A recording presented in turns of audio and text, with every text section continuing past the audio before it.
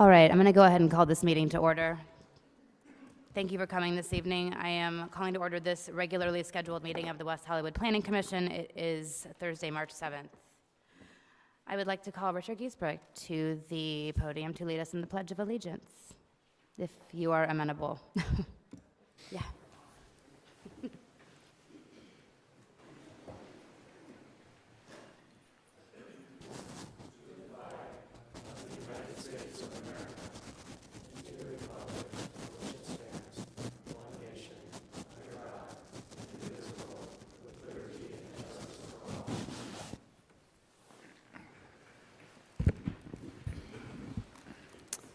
Thank you. David, are you able to lead us in roll call, please? Good evening. Commissioner Hoopengarner? Present. Commissioner Erickson? Present. Commissioner Buckner? Present. Commissioner Bass? Here. Commissioner Eltzl? Here. Vice Chair Carvalero? Here. Chair Jones? Here. And we have a quorum. Thank you. Item 4 is approval of the agenda. Do we have any recommended or requested changes to the agenda at this time? If not, we'll move it as is.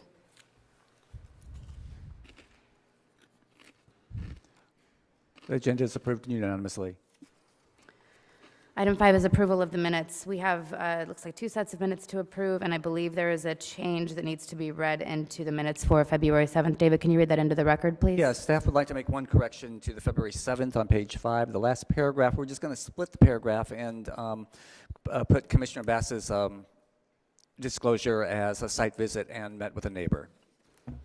Great, thank you. That's all staff has.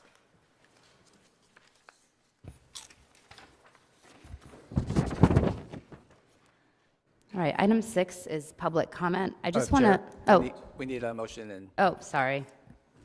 a motion by Commissioner Bass, seconded by Commissioner Erickson. Call the vote. And the minutes for February 7th and February 21st are approved. Great, thank you. All right, item 6 is public comment. I just want to make a note tonight that if there is anyone who wishes to speak on the 8555 Santa Monica Boulevard project, you will need to do that during the public hearing for that item. If you are for some reason here to speak about another project, you are welcome to do that, but please note that we are not able to take any action on that tonight, and it is not agendized, so I just want to give a heads up about that. But we are happy to see so many faces in the audience this evening, and always appreciate the public coming out. So with that, I will call our first public speaker to the podium, Mr. Giesbrecht.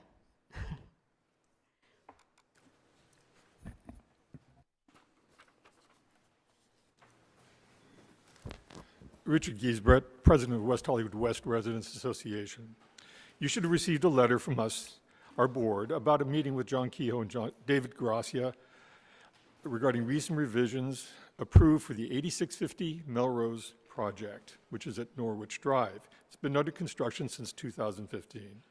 We're very distressed by the department's lack of judgment in these allegedly minor revisions in disregard of the neighborhood's deep involvement in this project approval process.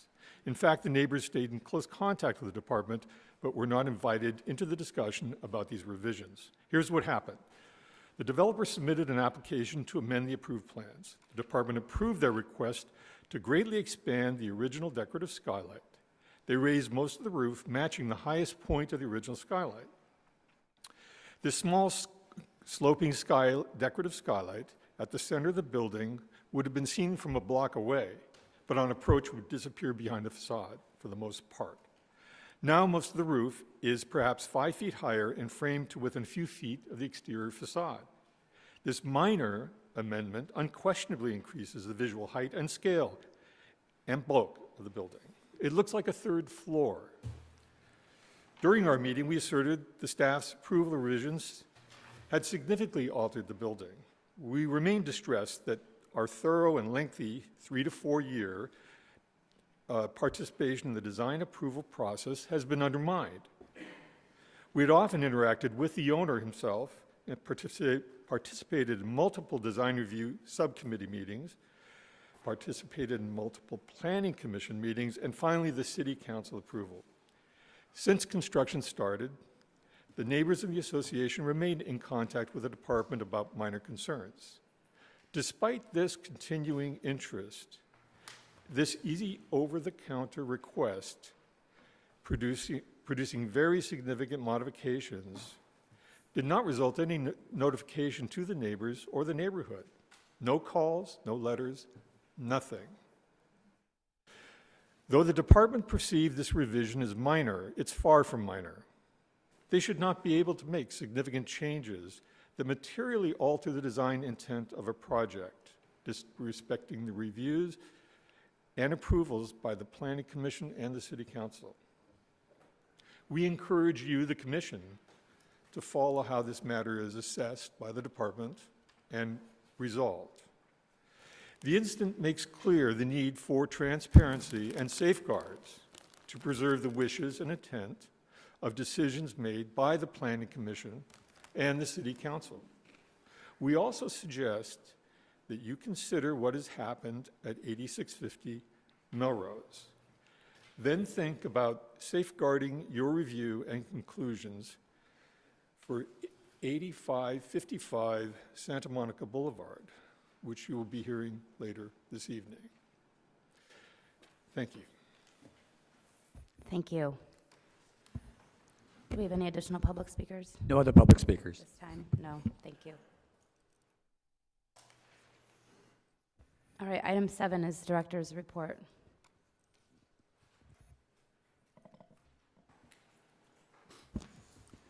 Good evening, Chair and Commissioners. John Kehoe, Director of Planning and Development Services.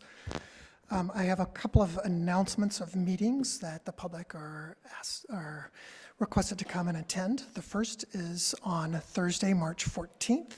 The Long Range Planning Division is hosting a meeting for residents to share ideas for improving walkability on the Sunset Strip.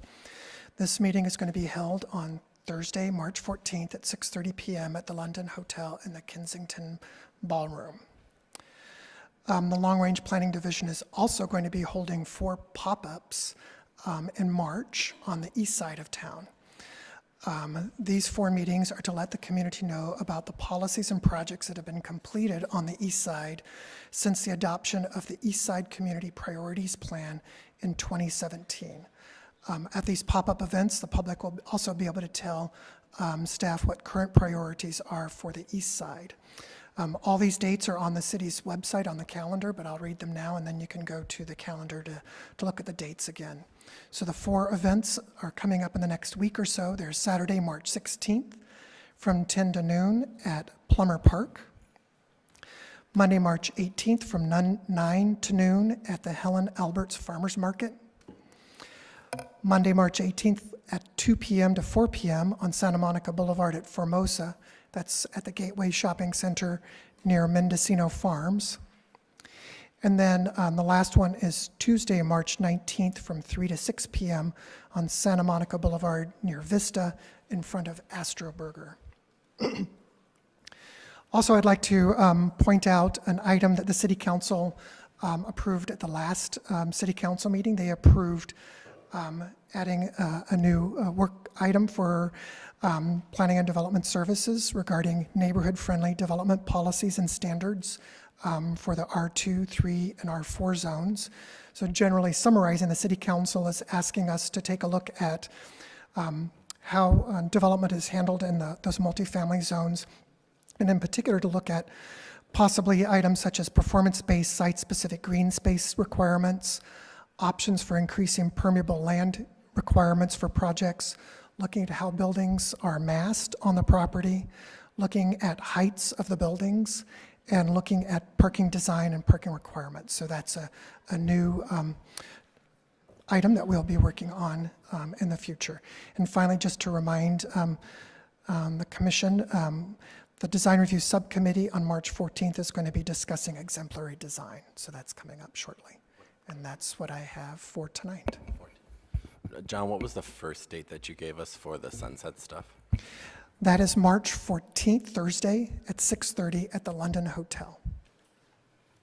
And then can you send out notes to us on that one, or I guess me, because I'm asking for it, because I have to be in DC, and I would love to make it, but I won't be there. There's also an online survey about the items that we put on Sunset Boulevard. So that's another one. It's called the Sunset Experience. Right, okay, right. But I'll make sure that LRP can send you any notes. Great. Any questions for staff at this time? For the director? No? Thank you, John.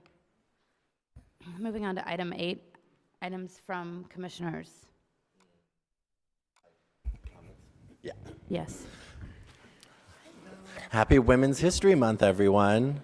That's something to celebrate, right? I think, you know, we need to make sure that we take time to celebrate. But I just wanted to take a few moments to make sure the public who's here to talk to and have a very lengthy conversation about a lot of stuff, but also knows about amazing things going on at the city for Women's History Month. Is that like Brotherhood Week? Because I grew up, there was Brotherhood Week at PS 87. Once a week, black people were celebrating. I can't understand you, so I'm so sorry. I'm sorry, please. Yeah, so You're not recognized to speak at this time. So Women's History Month in the city of West Hollywood is celebrated from March 1st to March 31st, and tomorrow here in the Chambers, an amazing film called Brave Girl Rising is going to be shown, and I would encourage everyone to come.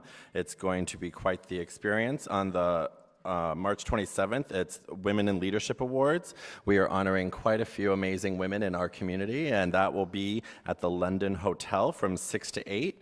And then on March 31st at 4 p.m., there's an amazing program called She Angels, which is about women in business. And if you happen to find yourself in the West Hollywood Library in the month of March, you can see Fearless Girl, which is the statue that was in front of Wall Street that got a lot of press attention when it started, and that is up there right in the entrance, which is pretty cool. So I just wanted to let everyone know it's Women's History Month. Thank you. Commissioner Hoopengarner. Yes, I have 3 items. The first is I'd like to remind the public that the green building ordinance that we've been working on is the Green Building Committee has been going on for a long time to revise our 10-year-old code. And it is being presented at long range on the 21st. And in fact, the meeting is being extended to an earlier time so that we can address what is going to be quite comprehensive revisions to the Green Building Code. And so that's at 5 o'clock here in the, I don't know what that room is called, on the 21st. Second of all, I don't know about my colleagues, but I'm just a little disappointed that after 4 months of being told by staff that we were going to have surveys performed, there are no actual surveys.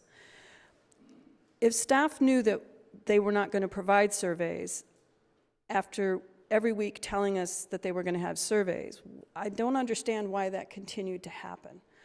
And why did staff wait until literally the 11th hour to deliver the survey that was appropriate for my property? I feel that this entire process has been rather disrespectful of this body and the public as a whole, and far from the transparency that was intended about our request for these surveys.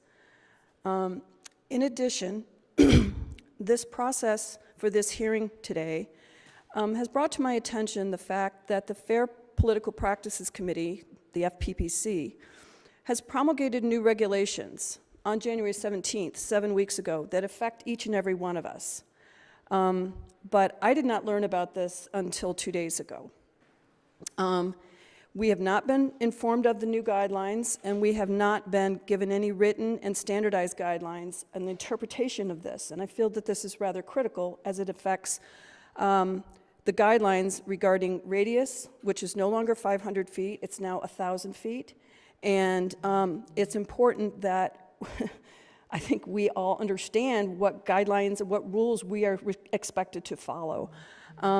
Since these are literally brand new regulations that went into effect 2 weeks ago, I think it is really important that we have legal counsel provide written guidelines at least 2 weeks prior to any member of this commission hearing a project within 1,000 feet of their residence, that it be in writing, and importantly, that prior to the first one of those, that we have a standardization of how those guidelines are going to be interpreted.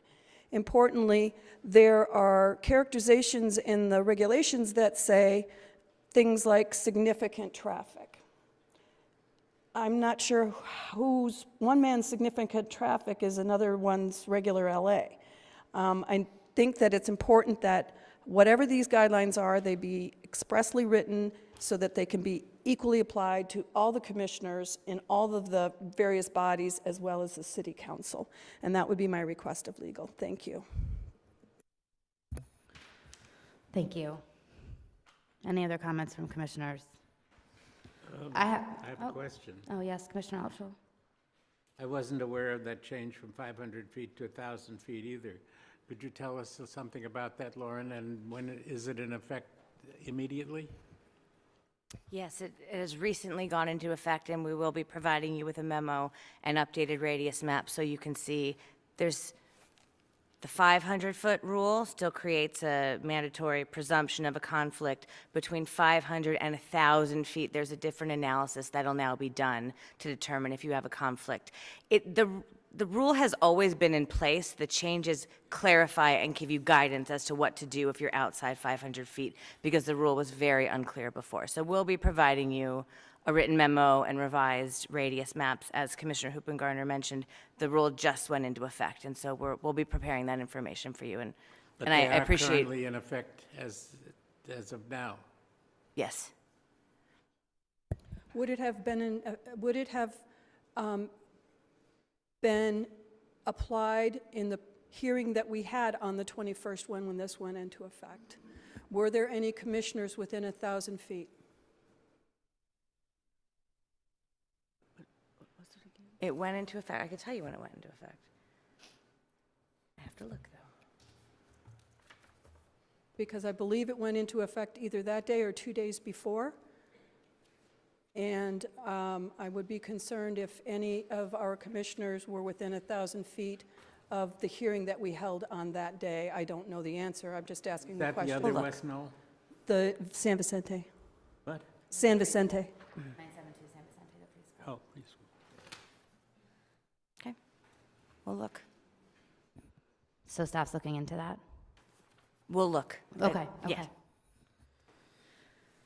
All right, I have a comment, and that is that we had an election this week, in case anybody missed it.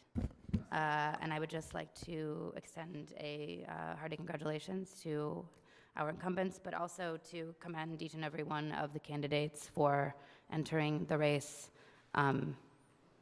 Politics is not for the thin-skinned, and I think every one of us here can understand some of the complexities of civic engagement and civic duty. So I just want to give a hearty congrats to everyone in the race, and everyone kind of gave it their best. And with that, Commissioner Altschul, go ahead. Just today, there have been emails coming forward on tonight's agenda item, and one letter was 17 pages, one letter was 34 pages, and I read my emails on my telephone mostly because I'm mostly out and about. I can't read these things that are sent, that come onto my telephone, because my telephone, first of all, the ones that were sent today were not expandable, and they're impossible to read, so I just want everybody to know that sent one of these things. I haven't read them and won't be taking them into consideration. Thank you. Item 9 is consent calendar. There is none. And item 10A is our first and only public hearing this evening for 8555 Santa Monica Boulevard.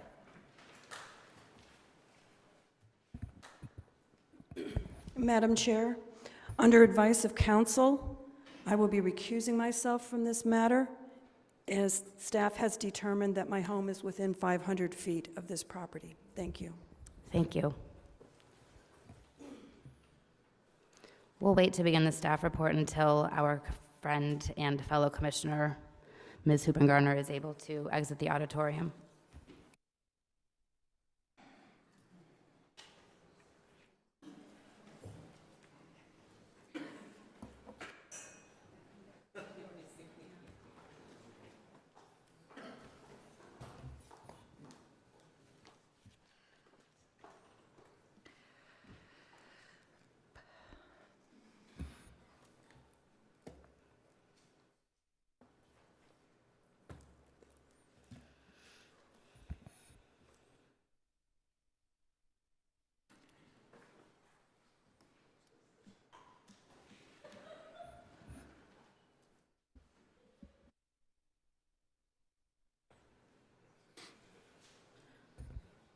All right, and away we go.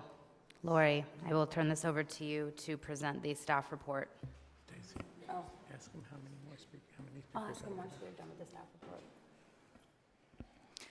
Good evening, Chair Jones and Commissioners. Before you tonight is a request to demolish 3 two-story commercial structures, surface parking lots, and 3 single-family dwelling units on 5 contiguous parcels in order to construct a new 4- and 5-story, 140,686 square foot mixed-use building located at 8555 Santa Monica Boulevard.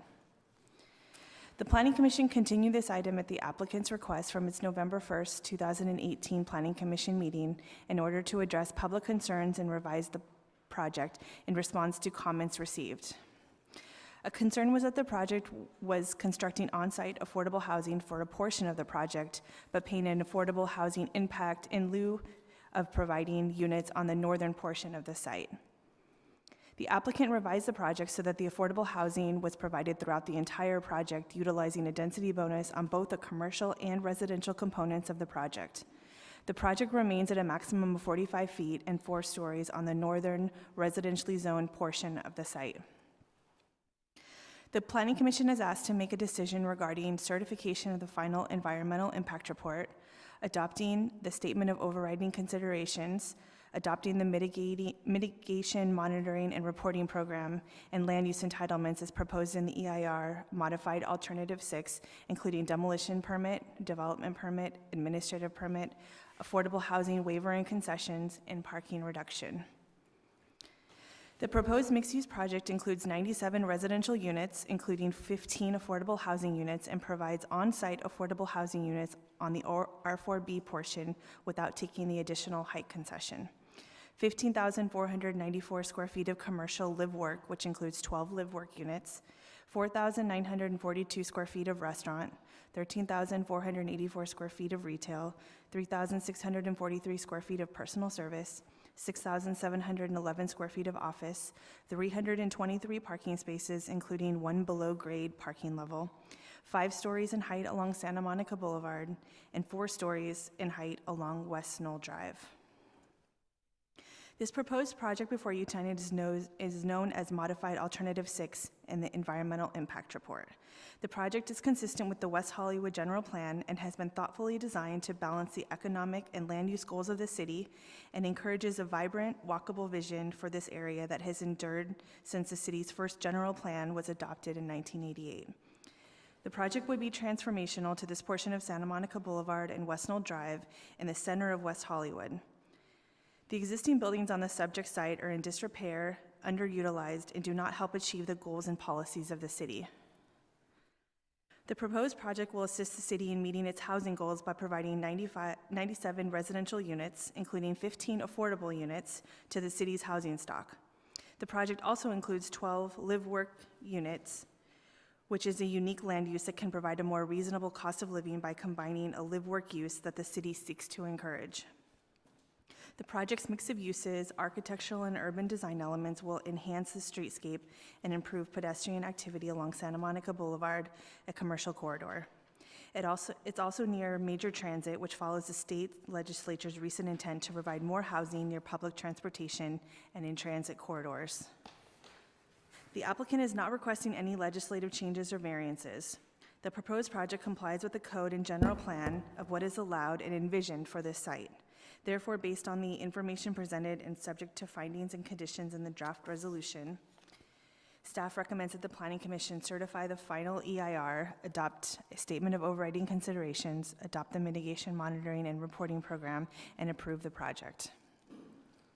Since it was originally proposed in 2012, the project has undergone numerous revisions in response to community concerns. From the time the application was submitted, 9 meetings have been conducted with respect to this project by the city and by the applicant to discuss the proposed project, all of which were noticed and attended by community members. The Design Review Subcommittee conducted 4 meetings on the proposed project between 2012 and 2016. The applicant also conducted 3 voluntary community meetings with the West Knoll neighbors to discuss the project and changes proposed with Alternative 6. The proposed project has gone to the Design Review Subcommittee 4 times. Feedback from the subcommittee has generally been positive overall. Concerns were raised regarding the architectural building accent colors, the location of the mechanical equipment too close to the building's edge, incorporating a greater setback above the second floor on the elevation facing the Ramada Hotel, and reducing the number of driveways on West Knoll from 2 to 1. The overall design of the project has been revised to incorporate suggestions from Design Review Subcommittee, staff, the urban designer, and the community. However, the form, materials, and general design remain largely the same as what was reviewed at all of the subcommittee meetings. Recommendations provided by the Design Review Subcommittee were incorporated into the project, including reduce the number of driveways along West Knoll, increasing the setback on the second floor, changing the accent color in the building, and moving the mechanical equipment further from the building's edge, all of which have been incorporated into the proposed project. Correspondence and comments have been received from the public about this project have been mixed. West Knoll Drive neighborhood groups have concerns regarding the high water table, construction noise, increased traffic, increased housing, and cumulative project impacts. Some of the residents in the vicinity support the proposed project and are eager for a new development at this location as the subject buildings and uses are run down in disrepair.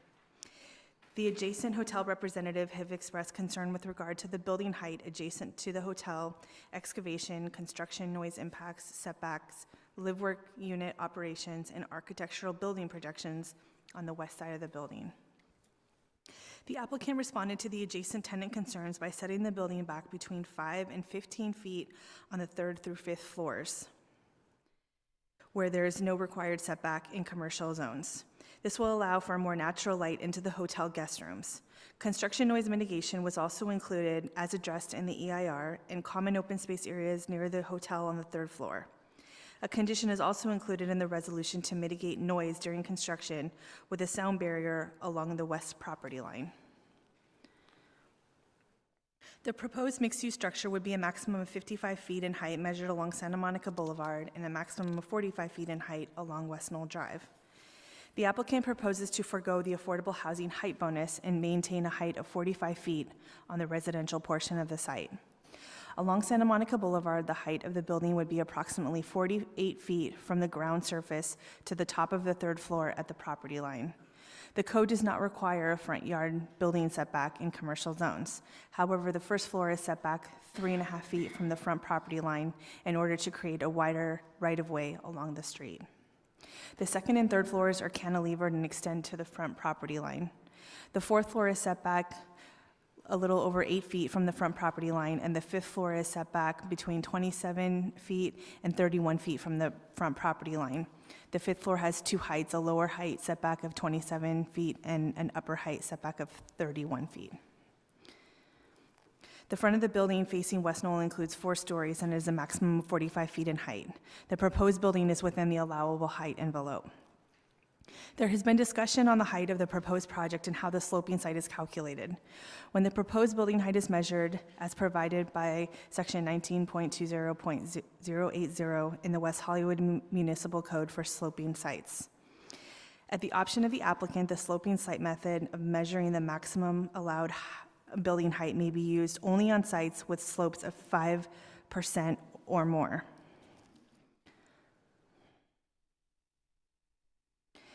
After establishing the midpoint of the property line, the maximum height allowed shall be measured upward from that midpoint.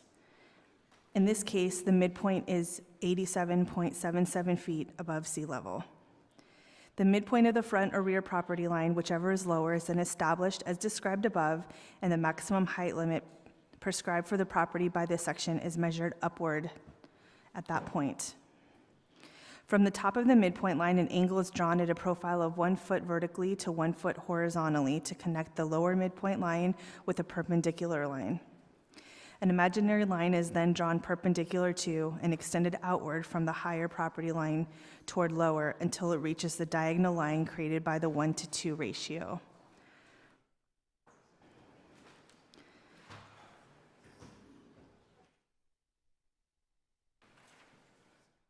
The topography survey provided shows the sloping property.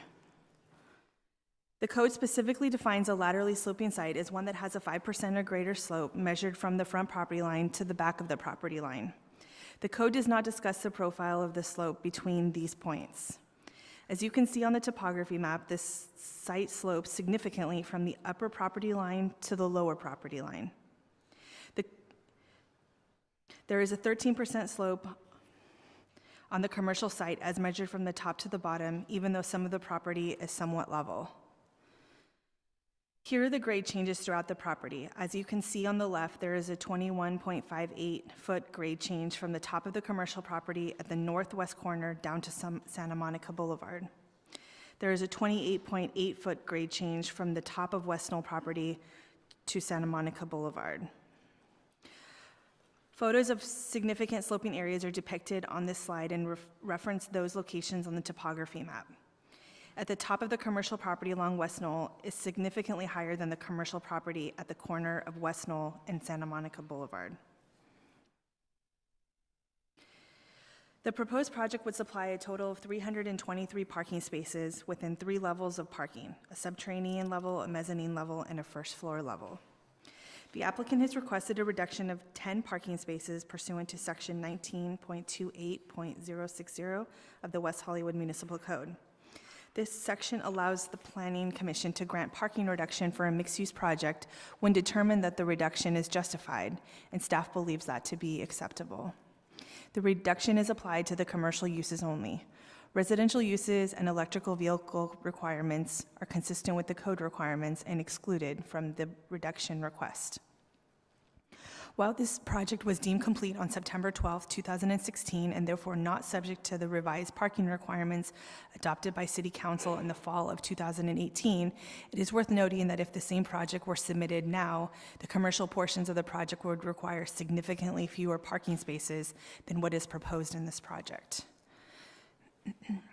The city's urban designer, Gwen Pugh, will now speak regarding the project design, mass and scale, site and landscape design, and design and detail.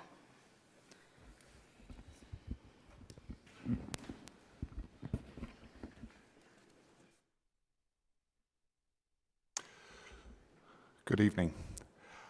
So this project has gone through numerous iterations and over a long period of time, and had in fact been reviewed a number of times before I got to take a look at it.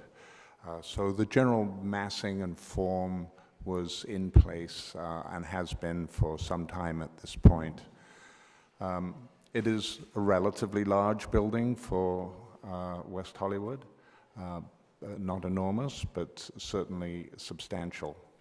And I think that one of the things that has been attempted here, and I think is reasonably successful, is the way that the massing has been broken up along Santa Monica Boulevard, so that you have a courtyard, for instance, that goes through all of the floors, that breaks up the massing initially from the ground floor up. And then on the upper 3 stories, there is the appearance of 3 distinct masses separated by open space. And in addition to that, the use of these green panels, I think, has sort of broken up the nature of it so that it does not feel monolithic and sort of breaks up the forms and shapes.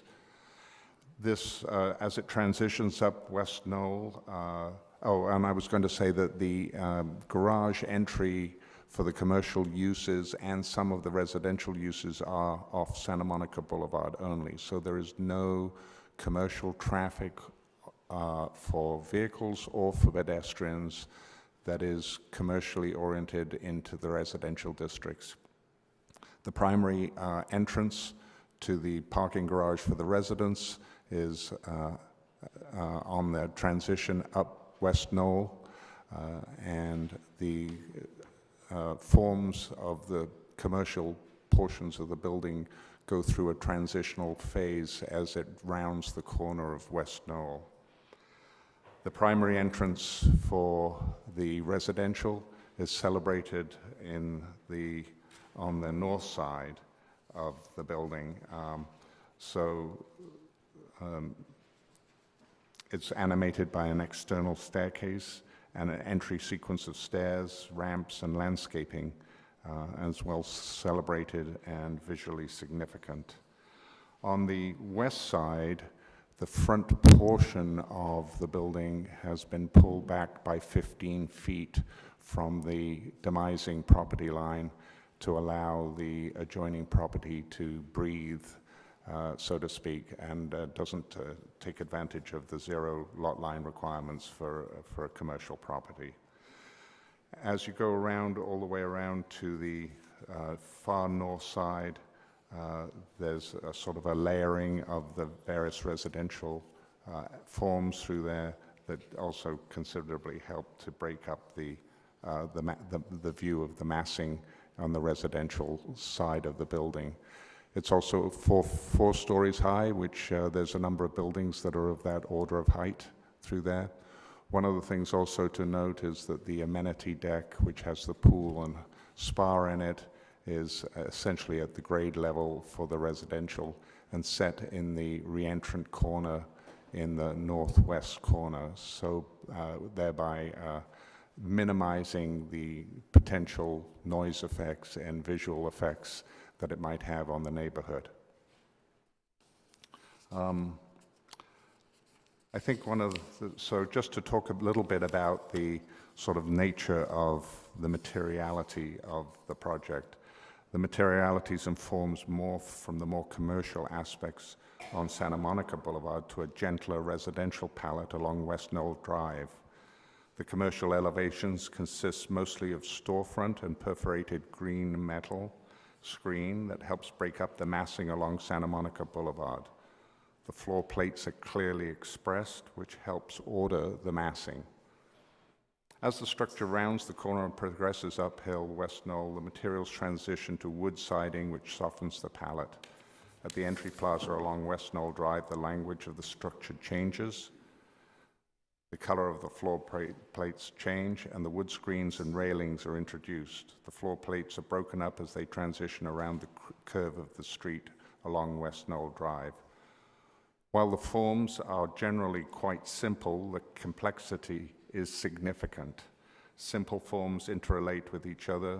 The irregularity of the lot, the change of use, clear glass, board form concrete, wood paneling, smooth concrete, glass, railing, colored, perforated metal, metal slabs, and landscaping all provide for a rich texture that has been judiciously employed.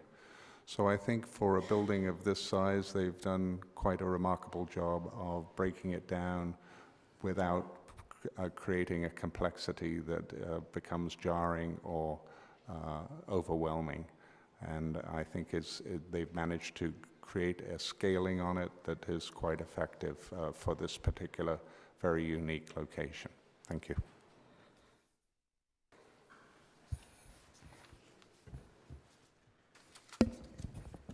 Thank you, Gwen. Now moving on to concessions and waivers. The applicant is entitled to 3 affordable housing concessions pursuant to Government Code Section 65915 for providing the required percentage of affordable housing units on site. The concessions requested are an additional story not to exceed 10 feet in height on the commercial side only, a reduction in the 8.5 required interior ceiling height of portions of the garage.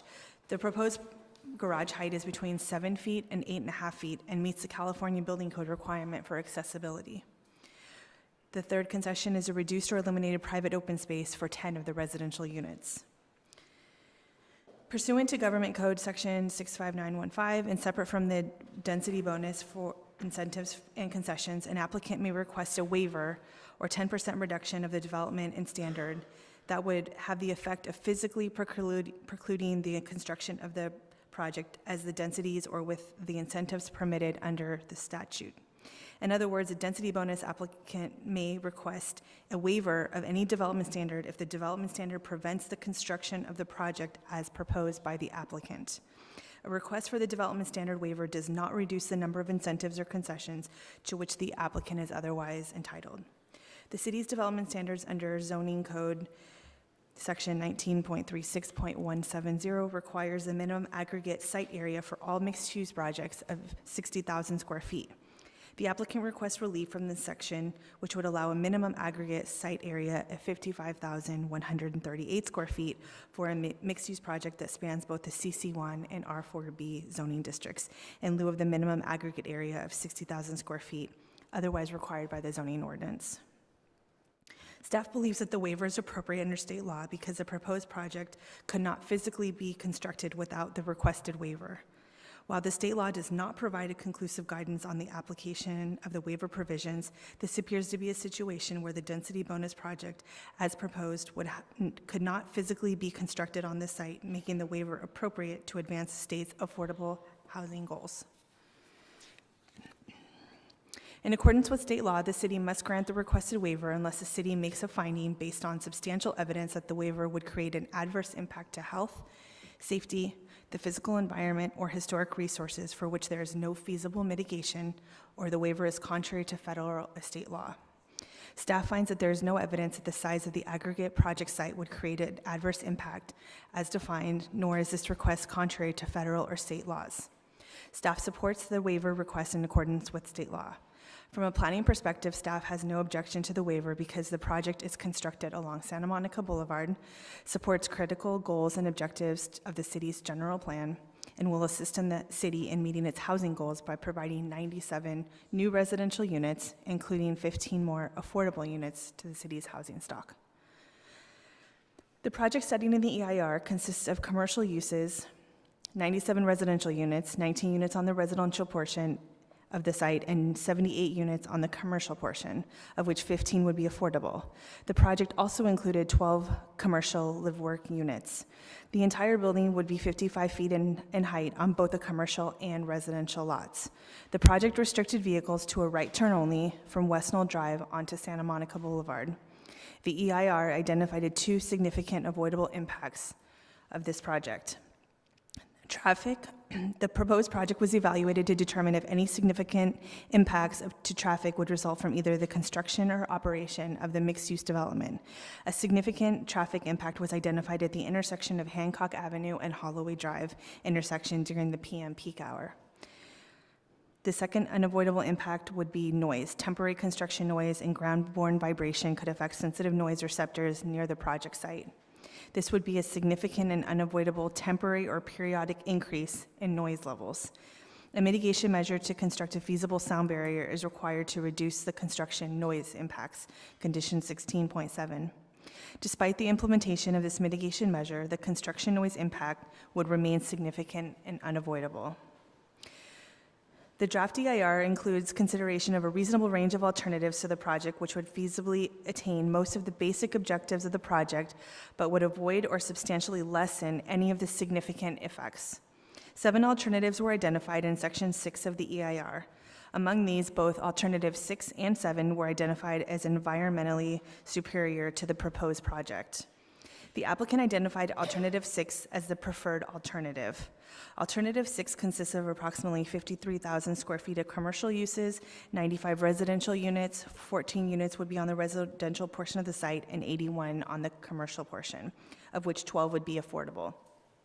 This alternative also includes 15 commercial live-work units, 10% modifications for reduced front and rear yard setbacks, and an increase in the maximum allowable unit size for 14 of the units on the residential lots. The building height would be 55 feet on the commercial side and a reduced height of 45 feet on the West Knoll side. Alternative 6 would allow right and left turns out of the driveway along West Knoll, which would eliminate the significant and unavoidable impact at the Hancock and Holloway intersection. A significant and unavoidable construction period noise impact remains under Alternative 6. Following input from the public, the applicant revised the project. The revision is similar to Alternative 6 with the following changes. Modified Alternative 6 consists of approximately 52,216 square feet of commercial uses, a total of 97 residential units, 19 units on the residential portion of the site, and 78 units on the commercial portion, of which 15 are affordable. The affordable units are located on both the commercial and residential portions of the site. The commercial live-work units were reduced from 15 to 12, and the need for the 10% modifications to setbacks and maximum average unit size has been eliminated.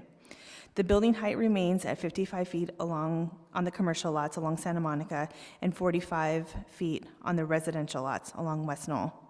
Modified Alternative 6 maintains the allowance of right and left turns out of the driveway along West Knoll Drive, which eliminates the significant and unavoidable traffic impact at the Hancock and Holloway intersection. The construction period noise impact remains significant and unavoidable. Modified Alternative 6 is an environmentally superior alternative, increases the overall number of housing units and affordable housing units, and maintains a lower height of 45 feet on the portion of the building on the residential lots, which was important to the community. Impacts associated with Modified Alternative 6 would generally be the same as those identified in the original Alternative 6 project. No new significant impacts beyond the significant and unavoidable construction noise impact identified in the EIR would occur as a result of Modified Alternative 6. Therefore, no substantial revisions to the final EIR are required. Of circulation of the EIR is not warranted. A memorandum was prepared by the environmental consultant found as Exhibit D that concludes that the environmental impacts of Modified Alternative 6 would be less than significant or could be reduced below a level of significance with proposed mitigation measures, with the exception of the impact related to the construction noise. Similar to the original project, Modified Alternative 6 is anticipated to generate high noise levels and ground-borne vibration during construction on and adjacent to the site. This would affect existing noise-sensitive receptors near the project site. Therefore, this impact would remain significant and unavoidable. It is typical for projects to have construction noise impacts. All of the analysis and findings in this report, as well as the final recommendation, are in reference to Modified Alternative 6. The project is environmentally superior to the original proposal while being sensitive to the height concerns adjacent to a residential zone and provides housing as well as affordable housing to add to the city's housing stock. The intent of the project applicant is to build the project as described in Modified Alternative 6 in order to respond to issues and concerns raised by the public. Mitigation measures are included in the EIR that help to reduce impacts of the project on the environment to less than significant levels. Mitigation measures are included in the project conditions to reduce construction-related noise impacts to nearby sensitive receptors. However, no feasible mitigation was identified that would reduce the temporary construction period noise impact to a less than significant level. The city has balanced the benefits of Modified Alternative 6 against a significant and unavoidable construction noise impact. The city finds that the Modified Alternative 6 benefits outweigh the significant and unavoidable impact, and therefore that the impact is acceptable in light of its benefits. Alternative 6 as modified would provide several public benefits such as affordable housing, high-quality development, provision of local jobs and increased sales tax base, general plan implementation, rental units, live-work units, enhancement of pedestrian activity, public serving uses, and an increase in pedestrian, bike, and transit mode share. The project is otherwise consistent with the West Hollywood General Plan and has been thoughtfully designed to balance the economic and land use goals of the city and encourages a vibrant, walkable vision for this area that has endured since the city's general plan was adopted in 1988. The project would be transformational to this portion of Santa Monica Boulevard and West Knoll Drive in the center of Santa Monica Boulevard West land use area. The existing buildings on the subject site are in disrepair, underutilized, and detract from the ability to meet the goals and policies of the city. CEQA requires the city to balance the benefits of a project against its unavoidable environmental risk when determining whether to approve a project. And the specific economic, legal, social, technological, or other benefits of the project outweigh the identified significant and unavoidable impacts of the project.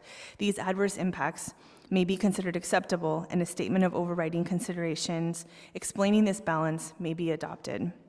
Because the one significant and avoidable impact associated with Modified Alternative 6 cannot feasibly be mitigated and cannot be avoided by the adoption of a feasible alternative, staff recommends the adoption of a statement of overriding considerations.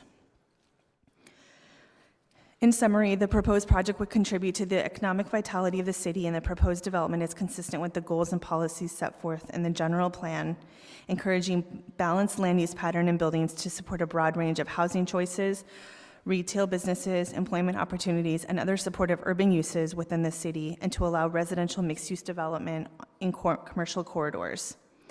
The project's mix of uses and architectural and urban design elements will enhance the streetscape and improve pedestrian activity along Santa Monica Boulevard, a commercial corridor, and is near major transit, which follows the state legislature's recent intent to provide more housing near public transportation and in transit corridors.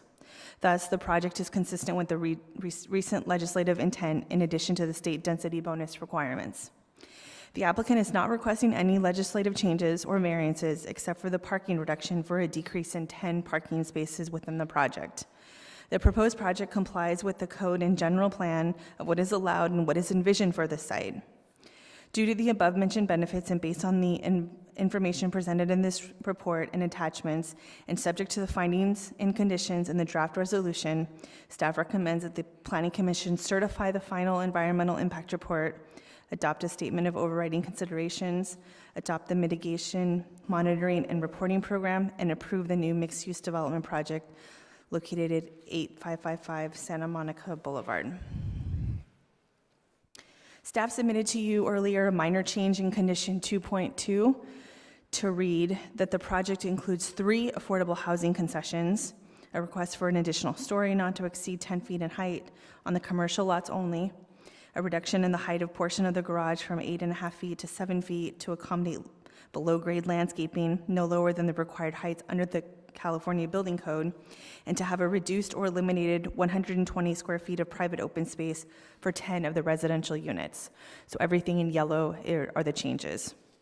And then to add a condition 1.13 that reads, prior to issuance of building permits, the applicant shall tie all lots pertaining to the subject premises with the APNs listed, and to provide proof of lot ties to the satisfaction of the Planning and Development Services Director. This concludes my presentation. Staff, the applicant team, and the consultant team are here to answer any questions you may have. Thank you. Thank you, Lori and Gwen. If there are questions for staff at this time, and it will be limited to questions for staff, I would open the floor to commissioners just for questions to staff at this time. I have 2 really quick ones. One, we got a memo from Rick Abramson today about the 2 bedrooms. He said that his letter said that some of the 2 bedrooms could not be built the way they're proposed, and that might affect the parking calculation. Did you read that, and can you comment on how that? I know that his argument would say that we'd reduce the parking, but I want to make sure we have a clear understanding of what they're required to have. Staff has reviewed the plans. The Building and Safety Division has also reviewed the plans multiple times, most recently yesterday, and we believe that the project can be built as proposed, and if any changes are made, then they would have to add parking spaces, but I don't see that is an issue. Okay. And the next question, just when we measure, and I want this to be a question before we get into any deliberation, but when we measure the height for the slope, are we using the existing grade or the natural grade?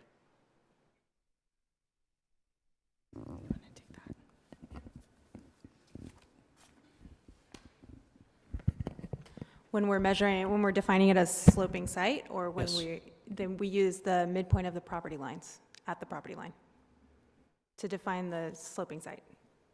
It says that in our code that we generally use the existing grade unless the director finds that natural grade would better meet the intent. And so I'm wondering which one we use. Okay, let me pull that section up and I can answer that in a minute. Okay, thank you. Additional questions for staff at this time?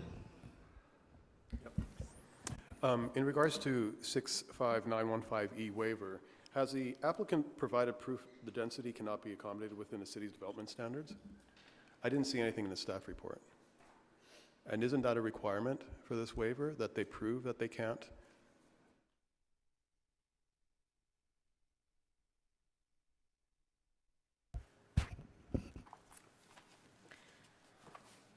The applicant has provided a summary in their submittal to the city of why they believe the waiver is appropriate.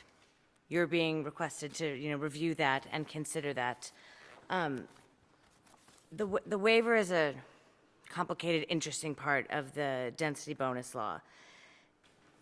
And it says that in no case may the city apply a development standard that will have the effect of physically precluding the construction of a development meeting the criteria that they've applied for, the densities and concessions permitted in this section. And so they have said, they've requested a certain project with densities, incentives, and concessions, and they need to cross that lot line in order to be able to fit what they've proposed. That's essentially what they're saying. If they can't cross that lot line, they can't fit what they've asked for. And staff supports that finding by saying that it meets the intent of what the state law provides for. In one of the letters that I saw today, it stated that, we have 19 units on the residential side, and we're allowed 21. Those 2 are on the other side, the commercial side of the property. That we definitely could accommodate 21 units on the residential portion of this site. It would just mean a recalculation and redesign of the existing project to some degree. So can we actually say that the density cannot be accommodated on this site and that we need to approve a waiver? Well, I think that's something we can explore. Perhaps you can ask the applicant about the physical layouts and where the units are on their property, and then maybe we can talk about that after you hear from the applicant on their presentation. Great, thank you. Commissioner Erickson. Yeah, Lori, has the city granted waivers like this and before, like establishing past precedent for waivers in this case? I'm actually only familiar with, I believe, one other project requesting a waiver before, but it has been in the state law for a long time. Thank you. Just for the record, staff, could you let anyone who might be following along in the packet know on what page the letter from the applicant is as regards the waiver? If you need a minute, that's fine. Commissioner Altschul, did you have a question? Yes. How do you respond or resolve the matter that Sheila Lightfoot raises about the requirement for the square footage for the combined proposal? It certainly looks to me that it would be more than 60,000 square feet. I don't know what she's getting at. Maybe she's not taking into consideration the lot size. It looks like this email just came in at 5:30, so we'll take a look and we'll answer after the public hearing. And to answer the question, Exhibit F is the project narrative that was submitted by the applicant. Thank you. Any other questions for staff? Yeah, in regards to Commissioner Bass's question about sloping versus flat parallel, in our conversation today, you said to me that it is the applicant's choice to go one way or another according to our code, and they chose slope. With all due respect, that's not what I was asking. I was asking just whether we were using natural or existing grade to determine the slope, to see if we even get to the 5% before we even have a conversation about whether they choose that. I just wondered if they're using natural or existing. Okay, so I can answer all of that. The code gives a couple of different ways of measuring height. The first is the parallel plane method. And the parallel plane method, I believe, is where you're seeing that natural grade versus existing grade at the discretion of the director. And that is where we measure at every point on the property straight up, and you end up with a height envelope that moves along with the grade plane. If you go down below that, so I believe what you're looking at is 19.20.080, which is height measurements and exceptions, letter B, number 1, where it's titled parallel plane method. If you go down to number 2, it talks about sloping sites, and it says, at the option of the applicant, the following method of measuring the maximum allowable height may be used instead of the method provided in subsection B1, which is the parallel plane. And if you go on, it talks first about side sloping properties, and then it goes on to talk about laterally sloping sites, which this is, a laterally sloping site. And it defines it as one with slopes of 5% or more from the front property line to the rear property line. So that is very clear that we're measuring it at those property lines, and not an average slope, not something in between. It's measured from one to the other and the depth of the property. Does that help clarify?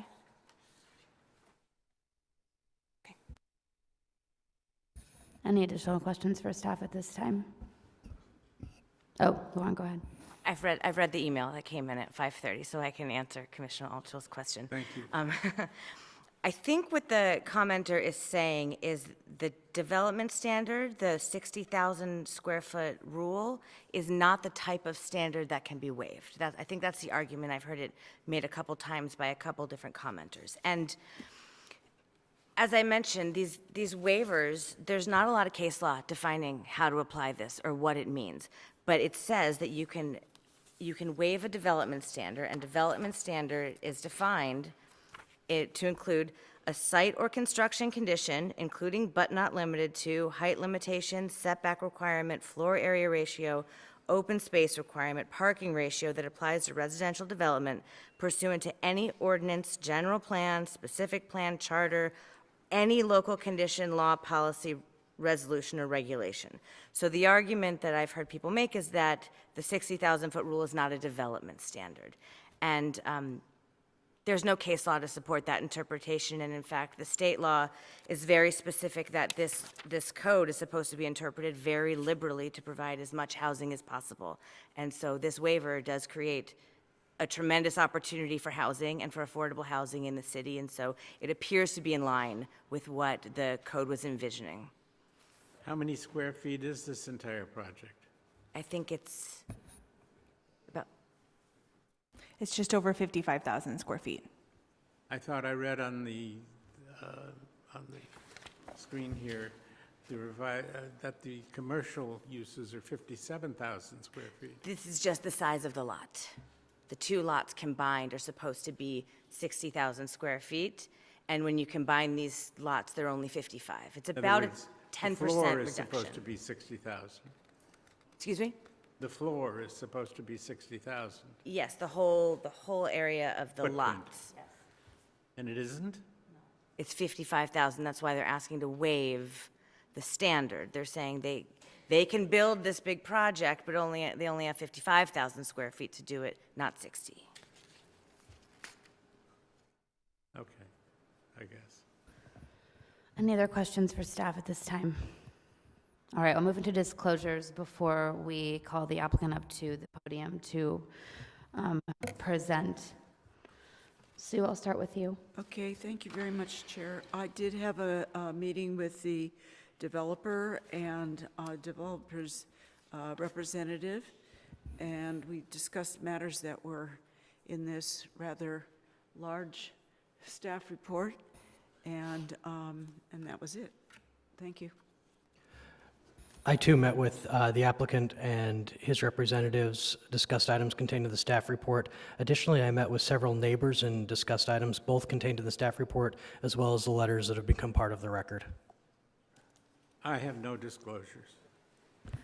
I met with the applicant's representative, the applicant's attorney, and the applicant to discuss matters contained in the staff report and also to discuss the general fairness of these proceedings. I also met with a number of members of the community, and we discussed items contained in the staff report and, same as Commissioner Bass, some of the letters that have been sent to Planning Commission as part of our packet. No disclosure. I had a brief phone call with the applicant's representation, and then I've been to the site and walked it several times. Thank you. And with that, we will move into the applicant's presentation. You will have 10 minutes to present.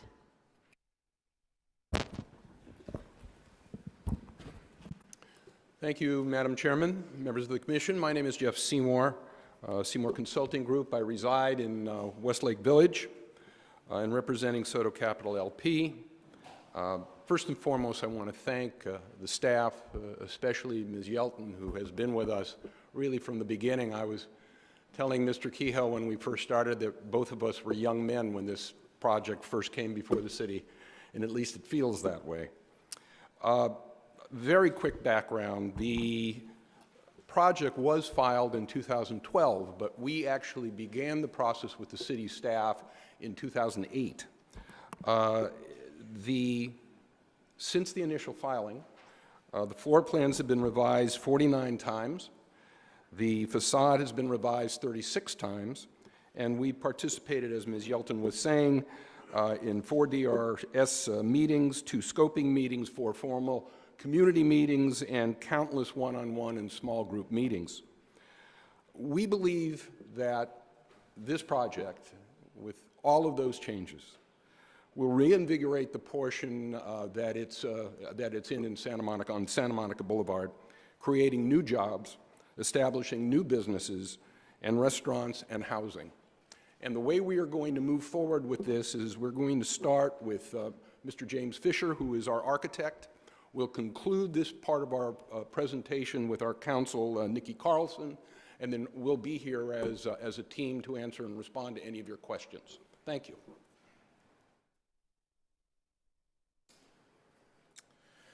Good evening. My name is James Fisher. I'm a partner with DFH Architects. I'm going to walk you through the project, most of which staff has already touched on, so I'll just be reiterating it and moving quickly through it. Starting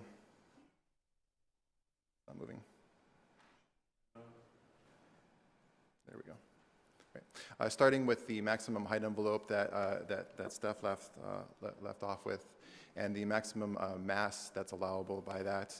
As mentioned, we pushed the building down 4 feet in the commercial zone and 10 feet in the residential zone. And there's an erosion process that we went through by carving away key spaces in the project, as you can see here in terms of courtyards, public plaza, open stair, and the pool courtyard. More carving at the west elevation next to the Ramada, connecting courtyards, step back along West Knoll, and at the north corner along West Knoll as well.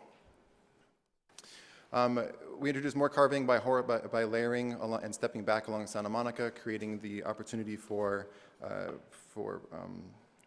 private balconies. Horizontal layering is used, as Gwen mentions, to help break down the building mass through articulations such as these curtain wall screens that are infilled with metal panel and glazing that are applied to the elevation. Further articulation is used throughout the project in key locations, as shown here, through metal panel and wood panel.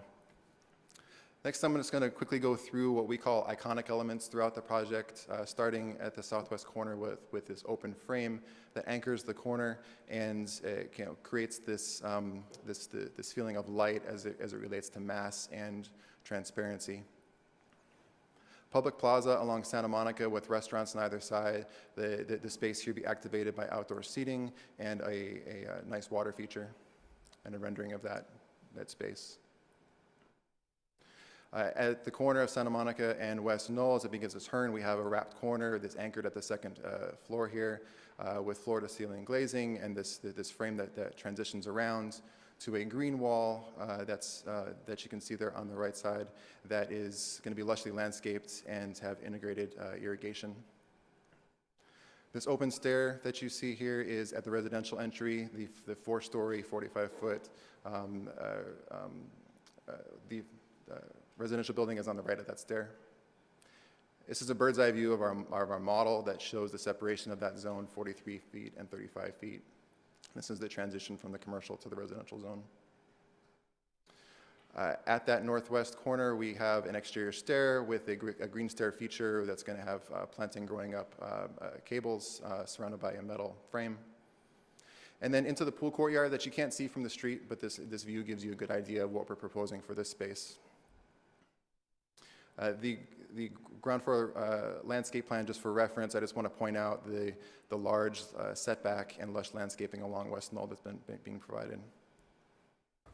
Some sustainability features that we're providing, rooftop solar panels, courtyards oriented for airflow, planters used for stormwater management, a lot of EV charging stations, horizontal shading devices towards elevations that are sensitive to the sun, and durable materials. The first floor of the building As mentioned before, has retail and restaurant space with the parking accessed only off Santa Monica, as shown here, and loading as well off Santa Monica. The mezzanine parking is residential with access only off of West Knoll, as shown in this diagram. Second floor has live work uses, the office and hair salon, pool courtyard, and residential lobby accessed off West Knoll.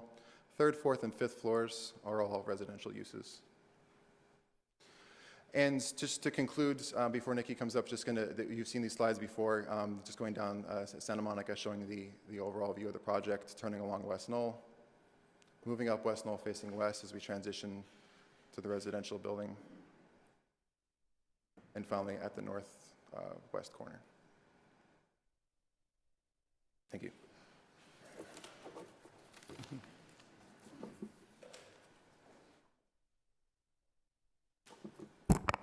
Good evening, Planning Commissioners. Nikki Carlson with Alston and Bird Land Use and Environmental Council for the project. Many, many thanks to city staff and particularly Ms. Yelton for her extraordinary efforts over the years, right? And we're happy to be here tonight. So thank you very much for all that you've done. That was an excellent presentation, which will curtail my remarks. And I'm going to focus on just a couple of important things and try to answer your question with respect to the waiver issue. I would like to land on housing for a minute. We are in a housing crisis, right? And the city of West Hollywood, thankfully, is one of the cities that really takes it seriously. And we're happy for that. One of the things that caused us to continue the hearing from November 1st to this date was to make sure that we were providing all the affordable housing on site, which was very important to the city, so we did that. We also knew it was important to maintain that 45-foot height on the R4B lots, which we also did. The state has enacted additional laws, the State Housing Accountability Act, all of which are there to say housing is important, and we hope that you keep those principles in mind in terms of your consideration of this project. Compatibility with the neighborhood. Mr. Fisher went through the carving, as he calls it, in terms of what we've accomplished, and it's taken years to get here before you because we have taken the time to make real substantial changes, structural changes to the project. I just want to highlight a couple of them. So the community wanted less height on West Knoll. We did that. We would otherwise be eligible to 55 feet on West Knoll. And by the way, for those who want to have that separately developed for some reason, they would still have 55 feet. We're keeping that at 45, and I think that's important. The community wanted less density and intensity along West Knoll, so we've done that. Mr. Fisher detailed the carving. Pulling back, there's a 17-foot setback, right, along West Knoll. That's in addition to the sidewalk and the landscaping before the curb, right? So there's all of that space. The northwest corner was pulled back. The West Knoll entrance is expansive, providing a lot of breathing room, and there's one driveway, right? So right now you have 4 driveways on West Knoll, 1 driveway, that's it. And even for our commercial neighbor to the west, right, there were accommodations done there. Western facade was articulated, you saw the graphic of that. The structure was pulled in 15 feet from the 3rd floor up to make sure that there was more space there. We were going to have some common open space there that the residents could use, and then we changed it to private open space, and that was still complained about, so we changed it to landscaping. So now it will not create any noise, and that's minimized. The architectural feature has been minimized, so it's less imposing. Based on the comments you've all received, evidently the changes are not sufficient. However, there have been real substantive changes made, and this project is compatible with the neighborhood.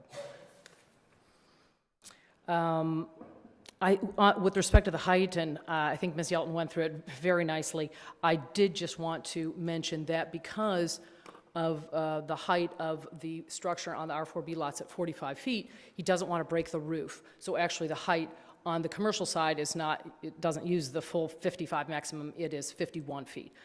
And so it's a little bit lower than that.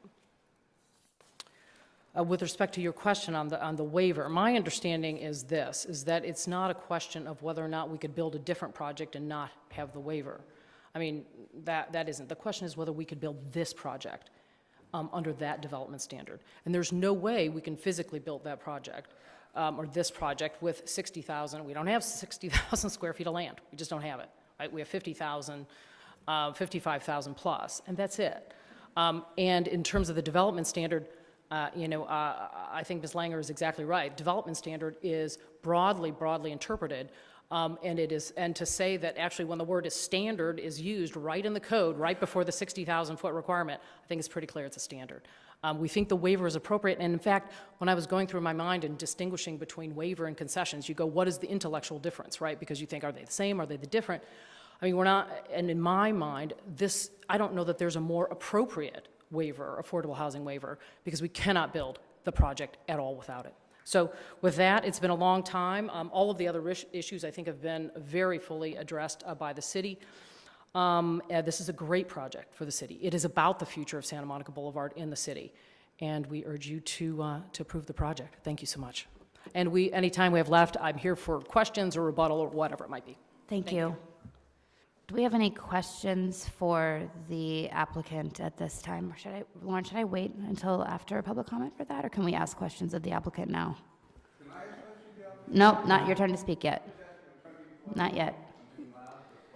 You can ask questions now since their team is here and been presenting. Yeah. Does anybody have any questions for the applicant at this time? And again, please limit it to questions. I'm not in discussion right now. I have a question. Several of the letters we received talked about access to the live-work units as well as a couple of the commercial units through the residential lobby. Can you access them? No, it's all on the commercial side. So live-work is commercial space. It's access through Santa Monica. Exclusively? Yes. As all the commercials access that way All as the well? commercial access is through Santa Monica, yes. Okay, thank you. Yeah, I want to ask a question about the live workspace because there were a couple of comments in letters, I believe, that were part of our packet that says that live workspace is usually considered residential, not commercial. Can you address that? Since you're saying it's commercial, but there's some controversy maybe.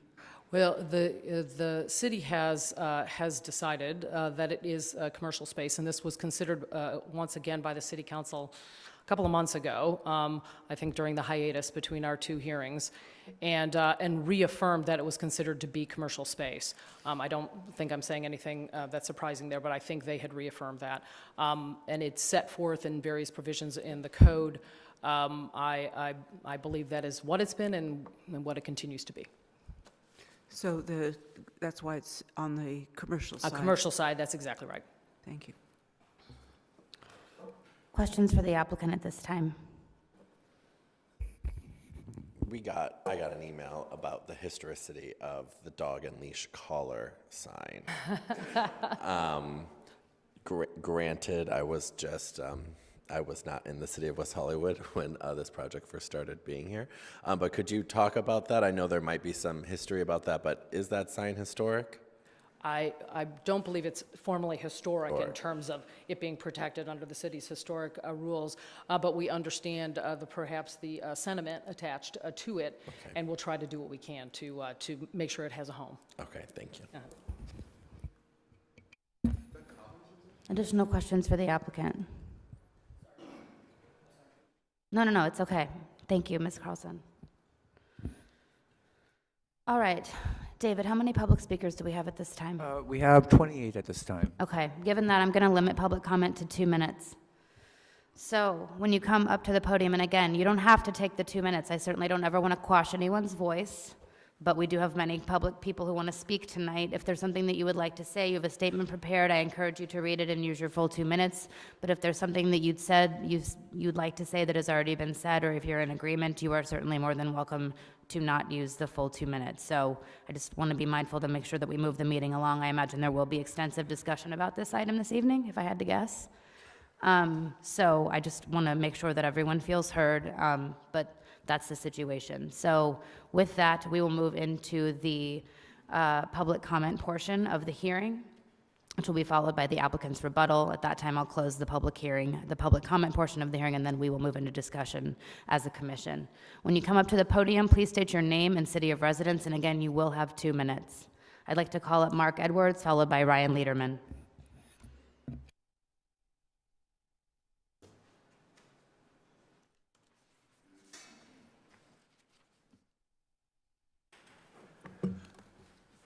Good evening, Madam Chair, members of the Commission, staff, fellow residents. I am Mark R. Edwards, and I live in the city of West Hollywood.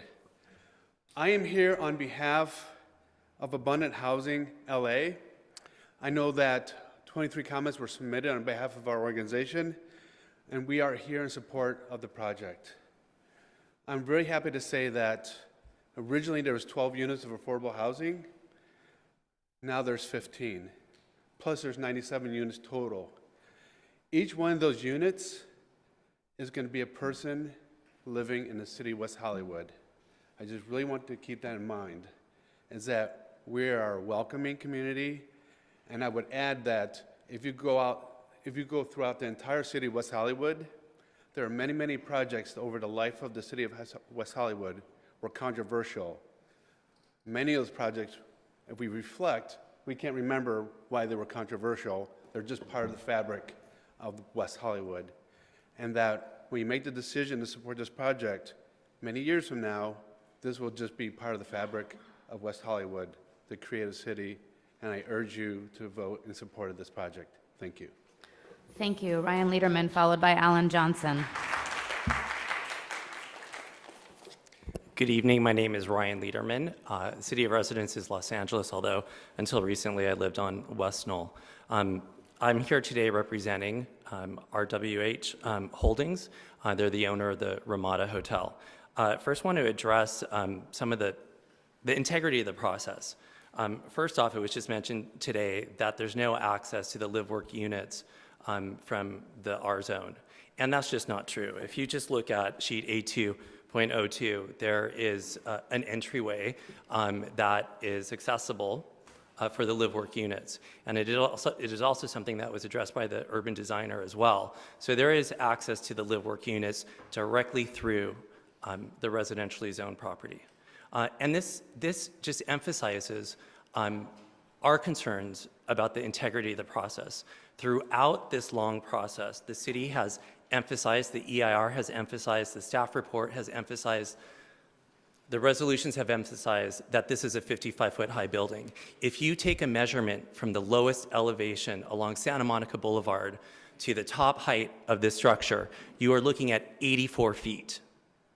You could talk about a sloping site measurement, but at the end of the day, this is an 84-foot tall building. They do not disclose this in the EIR, and as an informational document, it fails. It fails. Another falsehood. There are 6 stories in the commercially zoned portion of this property. There's a mezzanine level, but that is a full parking level that is above grade. It is more than 6 feet tall. It's these falsehoods. The Ramada likes development, we encourage development, but it has to be in scale, and it has to be appropriate and compatible with the neighborhood.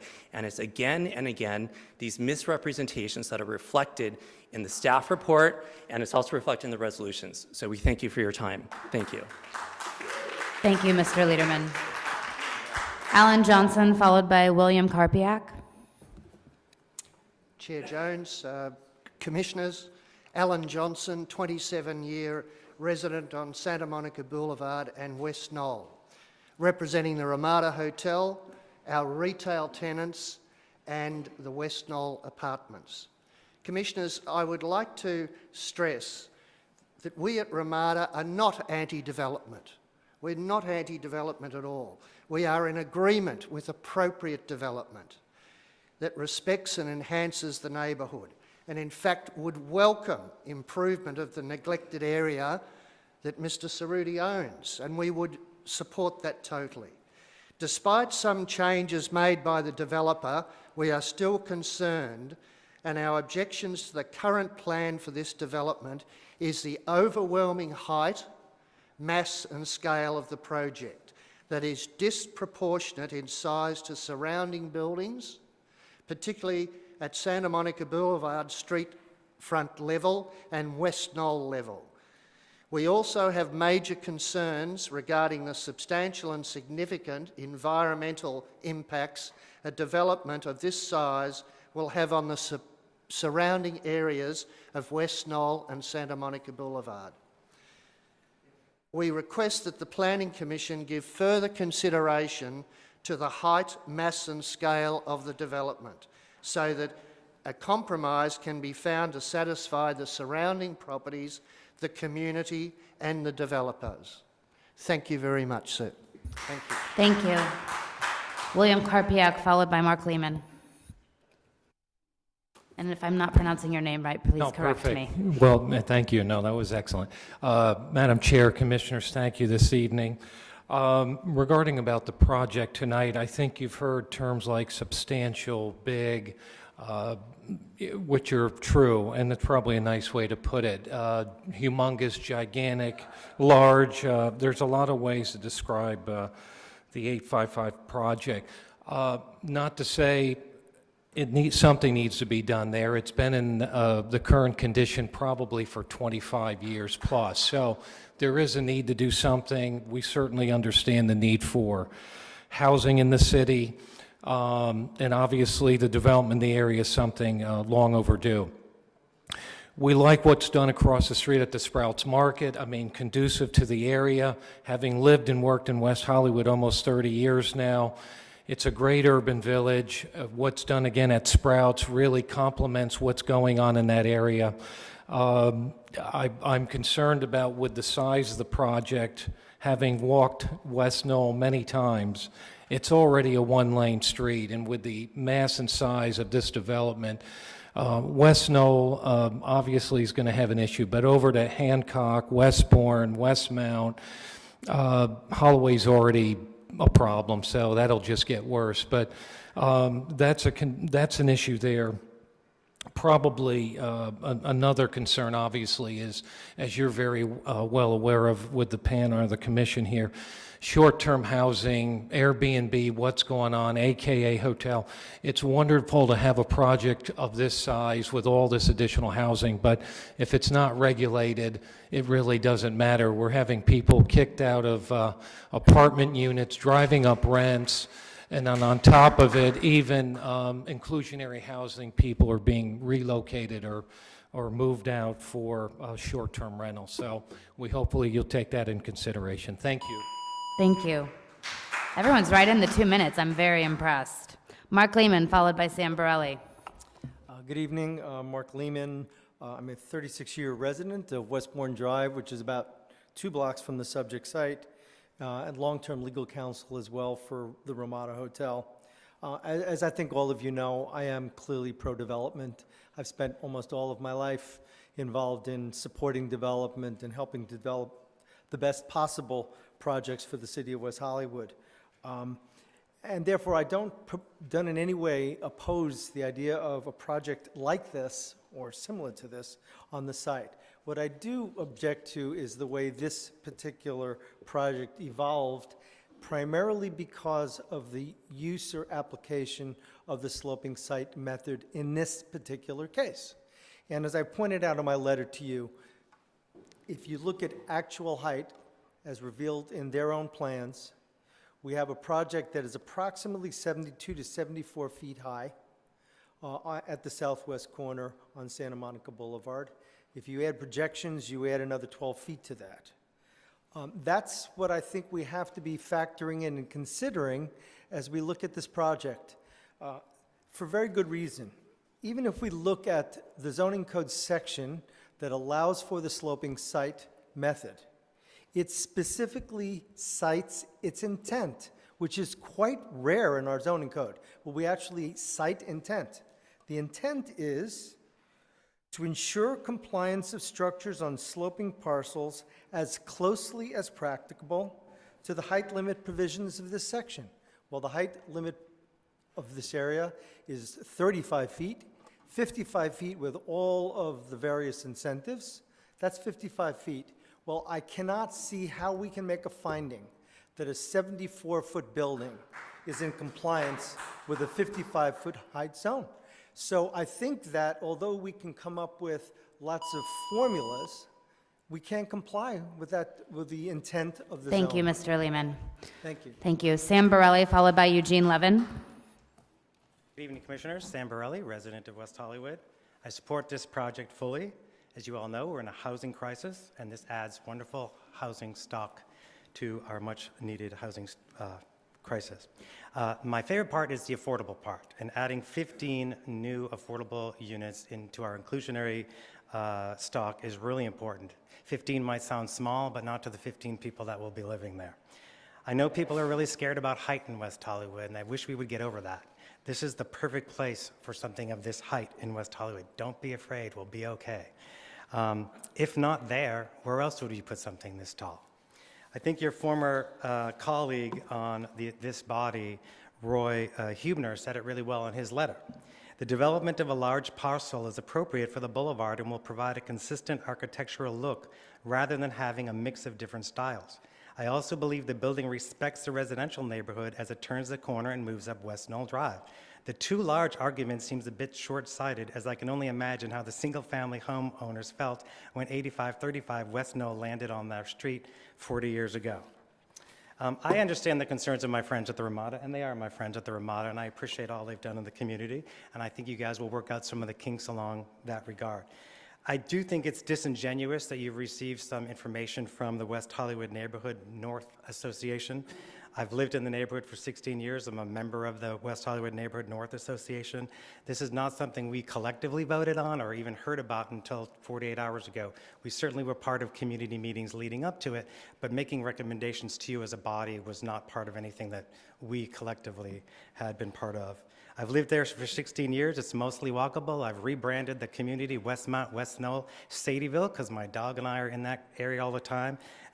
And we are happy that Collar and Leash is staying in the building and staying in the neighborhood so Sadie can get her bully sticks. I trust in your experience that you will figure this out, work out some of the kinks, and support this project. Thank you, Mr. Borelli.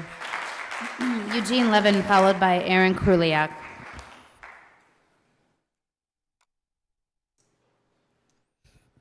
Good evening, honorable member of the committee.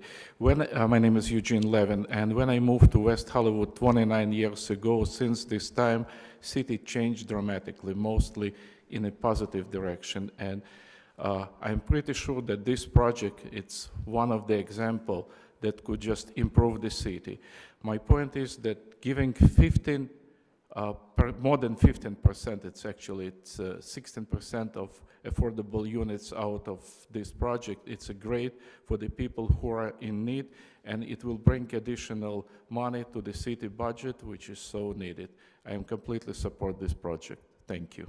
Thank you. If you could please hold applause. We have a lot of speakers tonight. Aaron Kruliak, followed by Jean Osher.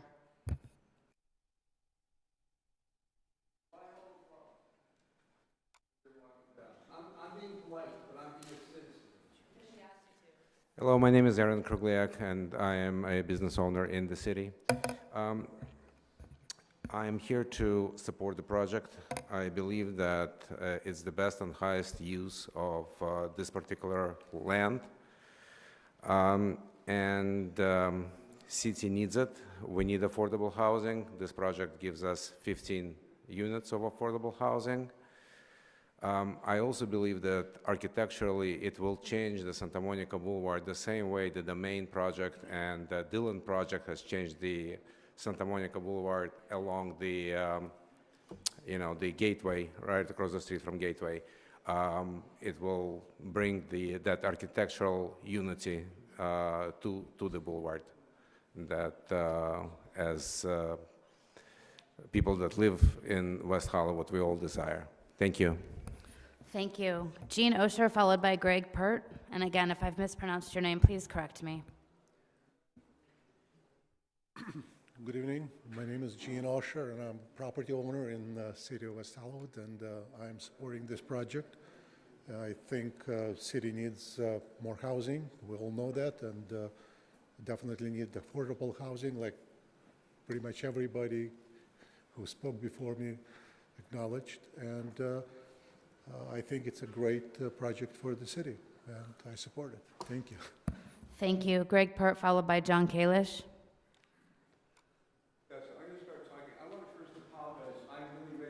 I'm sorry, sir. I can't acknowledge you. You're speaking out of turn. If you would like to speak, you need to put your name on a speaker slip and submit it to our secretary. I thought you said John Kalish, and I did. No. Did you not say John Kalish? I said Greg Pert, followed by John Kalish. Okay, I misunderstood. That was my name second. Please come up to the podium. Sorry for that. Sure. Excuse me. My name is Greg Port, P-O-R-T. Sorry about that. P-E-R-T, I promise, but thank you for correcting the record.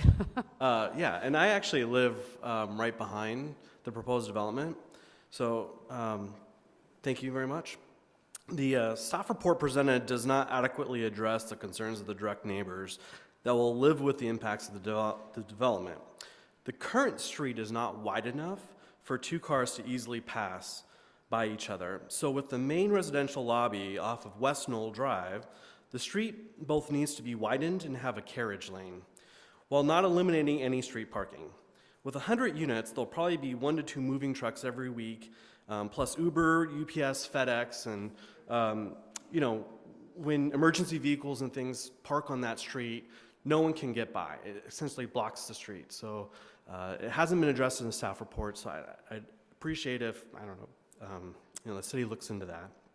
Also, you know, the amount of traffic coming from the parking off of, or the driveway off of West Knoll, you know, if you guys can limit, you know, I don't know, as building plans develop, you know, so internal ramping and stuff, if you guys can look at that and just make sure you know, probably limit the parking off to the residential units on the West Knoll side, and kind of limit the amount of traffic. Also, just one last thing, the project proposes like a roof deck. And it wasn't addressed in any of the discussions here, but you know, that's going to provide kind of endless noise to the property on West Knoll, and if it can be limited or you know, a barrier or something, it would be most appreciated. Thank you very much. Thank you. John Kalish, followed by Javier Mulero. I'm quickly going to say, I'm trying to be polite. John Erickson, when you said that, I went to public school in New York City. Brotherhood Week was every black person, not in my neighborhood, they were Puerto Rican, they resented it. Women are the best people in West Hollywood and New York. They're amazing. Lauren Meister, and I think I said this to Stacey, she said, please don't campaign for me. The other guy, I'll come in ninth place. I said, well, how come you don't know you're going to come in 10th? So I say that to her. Maureen Dowd is my best friend, and we argue about, why are you having dinner with me? Too many important people? You didn't ask. Yes, I did. And then I proved to her assistant, and she goes, fit her in. I love women. I hate these condescending things. Women. Sir, if you could please speak to the project, that's where your 2 minutes are. You asked me to say you could speak to other things. No, not during this time of the hearing, you're not. I'm lobbying for Philip, his mother, and their dog Lily in this wonderful little restaurant called Phenomenal. How I found it was this. Henry Scott, who's here, who's a publisher of WehoTV, said, where do you want to have lunch? I said, he's close, whatever. I said, let's go to Phenomenal. It's wonderful. I happened to find it. I walked. You need to walk to find Phenomenal. This beautiful courtyard. They are Filipino families serving Vietnamese food. This waiter, I said, don't say Philip is mean just because he's your boss. He's Laotian. I explained to him, this is what I'm saying. I couldn't fill out the forms here. I have to be loud. I came in late. They don't have a voice for themselves. This is not a good process. For the little person who looked at this courtyard, that was what they rented. We have to respect what West Hollywood is. I wrote an article that said, if you're shaped like West Hollywood, you're shaped like Mae West. You know you're not Meryl Streep. You can talk about sex. We all have it.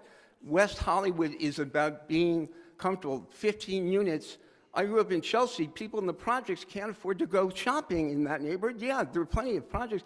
You can't afford to live in your neighborhood, then you're also looked at the other person. They are told as Asian people to be meek, smiled. I'm their loud voice.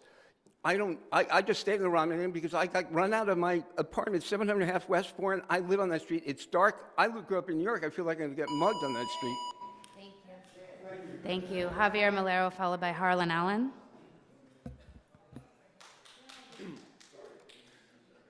Good evening, Planning Commission. My name is Javier Mulero. I'm Puerto Rican. I support this project, by the way. This revised design, it fulfills the city's goals for this site, absolutely. By the way, I commend the rendering just presented a little while ago up there. It's beautiful. I love its mixed use. I love the affordable units and 15. That's great for this size. I love the live-work units.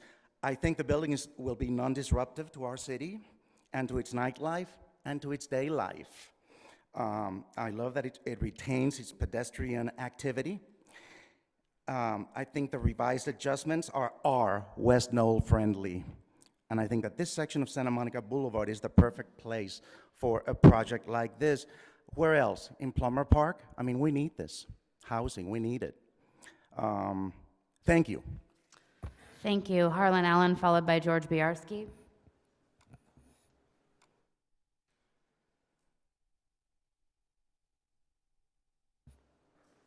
Harlan Allen, 1000 Hancock Avenue, West Hollywood.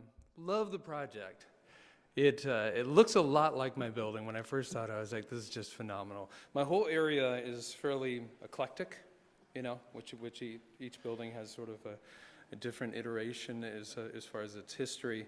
And I really look at this building kind of a bit like that, you know. It has a unity to it as it goes through. But when you look at it from Santa Monica Boulevard, it's just phenomenal. It really has a very eclectic sense to it.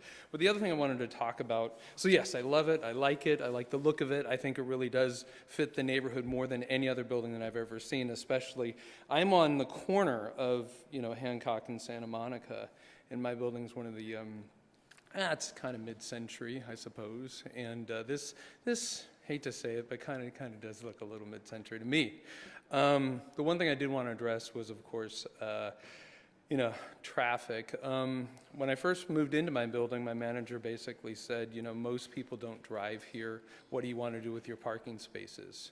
And so we gave them back to the building, and this has been happening. There's another building on Larrabee. I talked to a manager about that. Same problem. These spaces are going empty. We're at about 3% less on our valet parking on Sunset Boulevard, and we are turning into the very thing that we've been claiming for quite a while, which of course is we're the most walkable city. This building would actually do that on many different ways. I do want to get in that, yes, the affordable housing is something that I definitely think these are people inside those units that normally, I got so many friends right now that really, really need housing, and this would provide it. So both traffic and housing, I think this is pretty much our vision for West Hollywood. Thank you so much. Thank you. George Biarski, followed by Marianne Collins.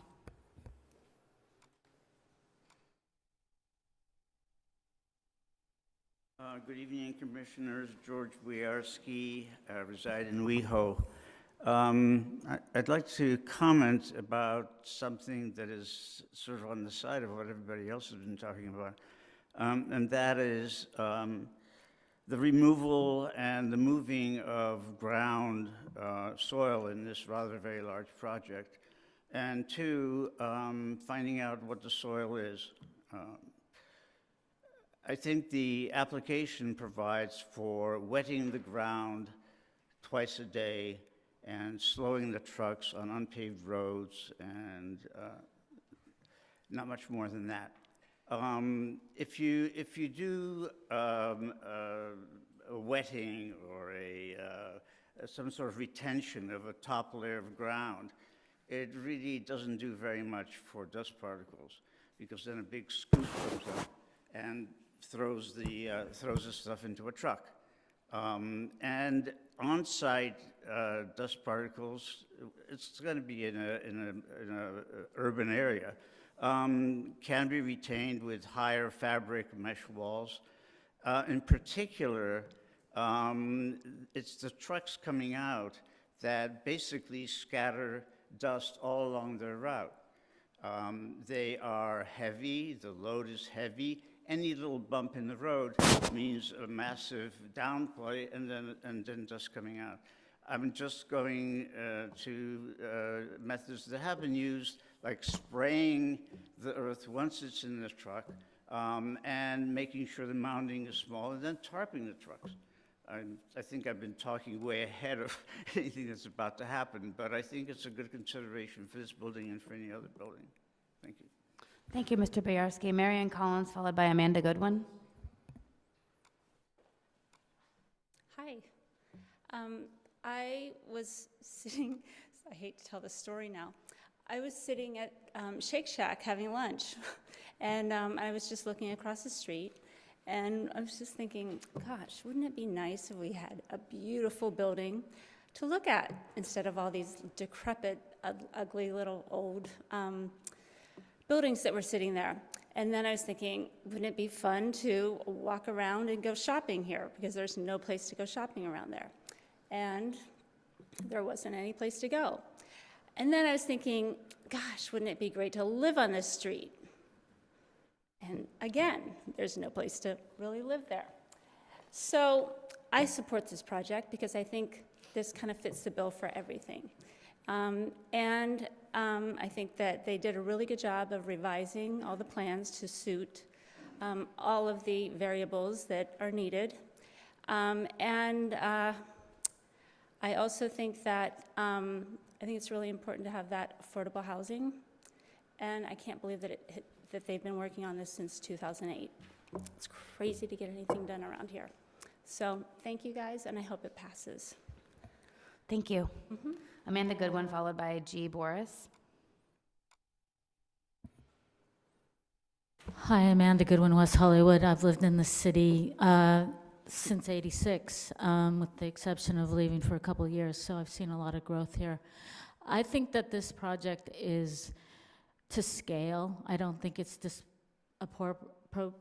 it's in proportion. If you take the Ramada, I mean, that's a perfect example of why this building works where it does. The Ramada is a very massive structure that goes into the back, and it also can maybe take a lead and maybe do a little remodeling on itself and fitting better into the streetscape. I love the fact that this building is broken up in the sense that it's not one big massive block, but it creates circulation and green space. I don't think it's too high. I don't think it's too high for that area. We see the 24-hour fitness Sprouts. I mean, it definitely is to scale. I think about the apartments on Kings Road between Sweetser, that's massive, but we don't have like massive traffic. I mean, I understand why people get frightened about projects. I get frightened about projects that happen in my neighborhood as well, because we're just uncertain. But this is a commercial space that's gonna provide needed housing. I think it's great that they exceeded the 10% of affordable housing. It will add to an area that is in need of walkability. It's creating, once again, it's adding to what this vision of the city is, and it's creating a city where we can live and work and walk, and this project has all of that. I don't think it's gonna impede on the Ramada. Yes, construction is difficult, but I live in Tri-West. Sprouts hasn't been that disruptive. And I think that these developers are considerate, and they know the pain points, and I think they will work with the city and the community. Thank you. Thank you. G. Boris, followed by Dean Kenworthy. Again, I hope I'm not mispronouncing this. G. Boris? No?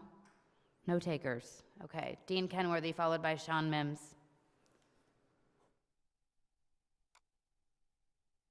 Hello, good evening, commissioners. Thank you for your time. My name is Dean Kenworthy. I live on West Knoll Drive, and I've lived on Westmount Drive also. I've lived in the neighborhood for 27 years. I've seen this neighborhood change, I've seen it grow. I know what practical uses it has and what doesn't work. Right now, I'm in opposition to this project as it stands.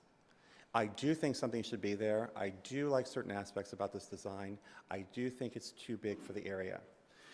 One question that has not been asked tonight at all, and basically I'm asking the staff, is on this project, why did the staff direct the developer to use the sloping method when every other project going back used the parallel plane method? I noticed this in the report. So why are all the other projects asked to use the parallel plane method, but this one is using the sloping method? I'm puzzled by this. They're not able to address your question. We can address it in our questions later. But this please is a question continue. I have. That I've been pondering over it. I can't figure out what the difference is. Why were they directed to use this method that's never been used before on Santa Monica Boulevard? So basically, that's the only question I have. I do think the project's too big. I do echo the other remarks stating that West Knoll Drive is way too small to handle this amount of traffic. If this is built, you're looking at about 200 residences that will be served by this one little block that was originally designed to handle 15 single-family homes when it was built. It hasn't been changed, it hasn't been widened. What remedy would you have? How are we going to make this work? What's going to happen, 5 years from now when this is built and we have these irreparable problems? Thank you. Thank you. Sean Mims, followed by Carlos Flores.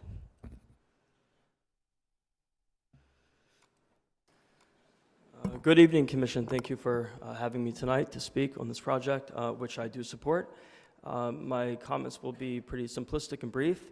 So much has been said over so many years in regards to this. Specifically speaking, aesthetically, it's a very attractive project. It almost tends to suggest that it borrows from the principles of mid-century, which is bringing the indoor-outdoor relationship. It does that very nicely by the 3 open courtyards that do break up the mass. The floor plates also suggest a more horizontally proportioned building versus a vertical.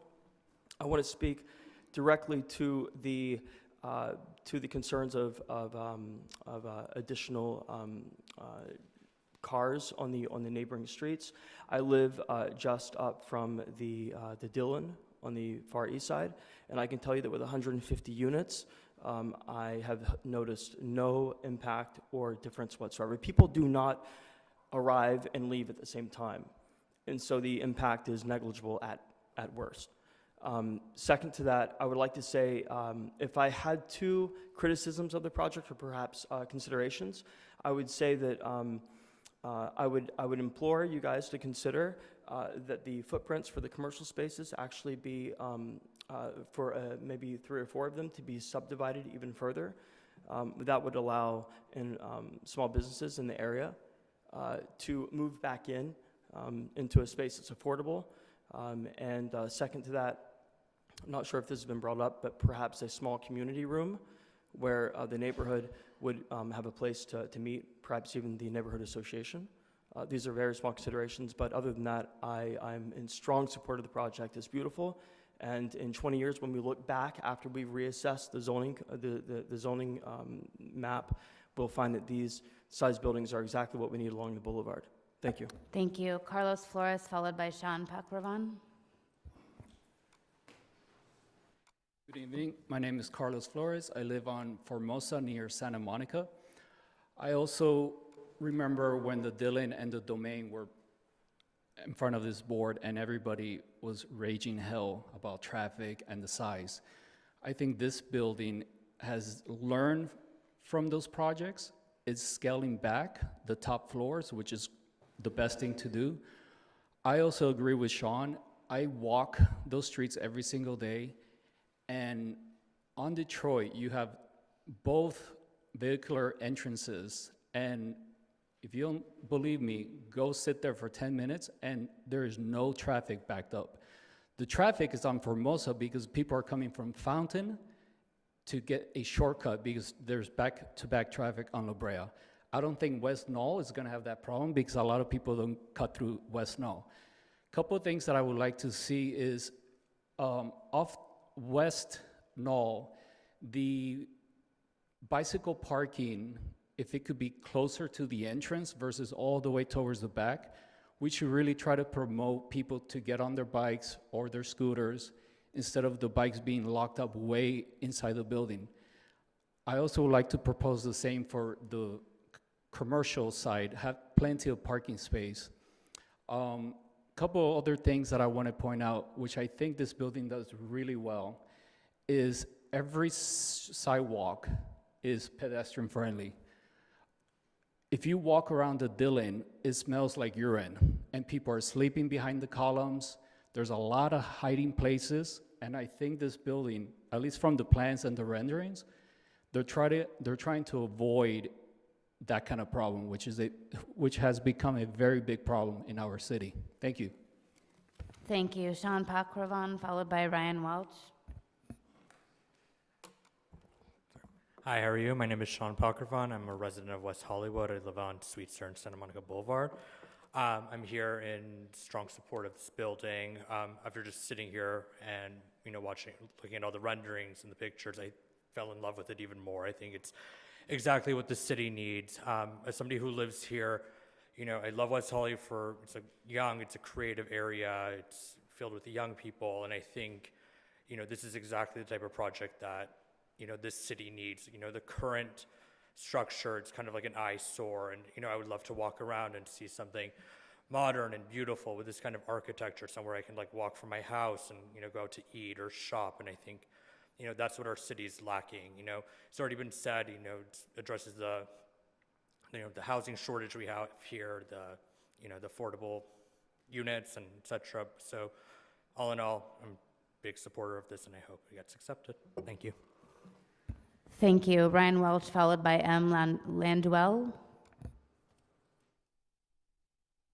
Hi, good evening. Nice to see you all. Ryan Welch, 460 North Doheny Drive, resident of West Hollywood, coming up 15 years, I think, in about 2-3 weeks. So this is really my home. I've lived here longer than any other place I've lived in my life. And I am proud to live in a city like this because of the people and because of the wonderful opportunities that we have here for projects that you don't see anyplace else.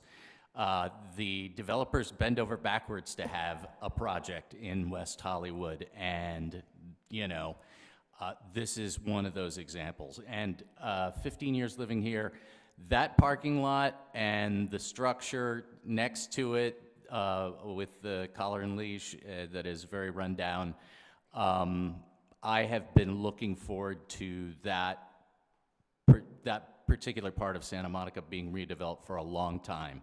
And for it to be this is just mind-blowing. The amount of time and work and effort that they have put into this and all the considerations that have taken place over the process, the fact that there is housing, that there's retail, that there is inclusive housing, and I want everybody to know here that these aren't just inclusive housing units that, you know, on day one, people can move into and get a unit that is affordable to them because of their income level.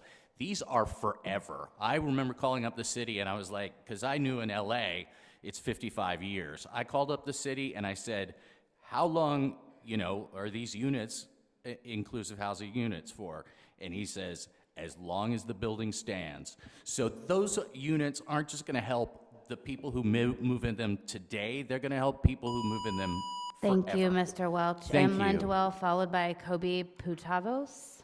Again, if I'm mispronouncing your name, please correct me. That's just the kind of person I am. Yeah, good evening. My name is Michael Enver. I live in West Hollywood. I've been working with the retiree communities in 1976. I live from 1976. And I just want to commend all the city council and mayor. There's such a beautiful work they're doing to approve new building. Look at that, what's happening in Sunset. Look at the tourism. Look at the income that the people bring to the city. I understand, not you make everybody happy. Ramada, they have their own agenda. Neighborhood next door have their own agenda. But if you're all patriotic like we are for the city, let's look at the overall of the city.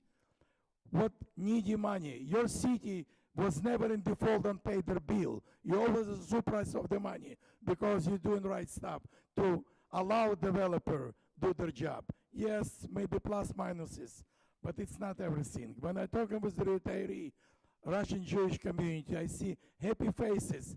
Anybody dream to come to this house and have affordable units. I'm fully support, and you should let them people build what they want. Thank you. Thank you. Kobe Patavos, followed by Josh Adut. Hi, Kobe Portavusi. I am a West Hollywood resident for the last 9 years, business owner, and I'm in full support of this project. Most importantly about this project, it's really the renderings are mind-blowing. If you guys are looking at the glass, the front facade, the landscaping, and the pedestrian walkway, it's really beautiful. I mean, it would activate this street. Most importantly, I mean, if you look at that one block where Ramada is in and where this current property is in, the retail flow and the foot traffic is really dead. And it really has a disconnect from La Cienega. You know, with this building being built, I mean, that would all change. You have retailers on the ground floor. You have a 2.5 feet setback, from my understanding, which allows for more pedestrian walkway. And, you know, one thing I appreciate, and it must have, you know, cost a lot of money, but dropping to 45 feet on the West Knoll Drive Street is really a big deal. I mean, you have buildings that are even 5 stories, 6 stories on Knoll Drive, and it doesn't seem to be an issue. Most importantly, you also have offices here. I mean, it's great to have a business in the city of West Hollywood. As a resident, I mean, it's tough as the city being so expensive and doing so well as it is. It's nice to see more office space. It's nice to see more retail. One of the most important components here is also the residential factor. We're gonna have 90 plus units where 15 of them are affordable. 15 is a very big number for City of West Hollywood in a certain project. That alone goes a long way for people who are on the streets. I mean, this could really help them find housing. More importantly, it's also nice to be, you know, having a rooftop deck, kind of activating the space and seeing it in the better use that it is now. Because come 10, 11, 12 o'clock, you come drive by, that parking lot is dark, that building is becoming decayed, and it's something I think we all want to see built. Thank you. Josh Adut, followed by Boris. Hi, my name is Josh Adut. I'm a resident of 1026 Hancock Ave. I support this project extremely for many reasons. First off, as a local, I've been following this project for quite some time now, and it seems as if the developer is very willing to adjust accordingly to make all parties extremely happy. Those alongside West Knoll complain about the height. The developer went ahead and reduced the height. Adjacent neighborhoods, residential neighborhoods, complained about too many driveways in the area, and they revised accordingly and made the highway completely exclusive to residents in the area. Next, I moved to West Hollywood because it's had such a strong reputation in terms of it being a walkable area. I walk everywhere, and I think this project only supports that reputation. I think it's going to increase people's want to walk and visit this area, visit the new community serving retailers, restaurants, entertainment centers. In addition, it's around a neighboring urban village for people can walk and accomplish what they have to without having to really drive anywhere. Another thing is traffic. It's been a huge discussion. I think that with the surgence of Uber and Lyft, less and less people are purchasing cars.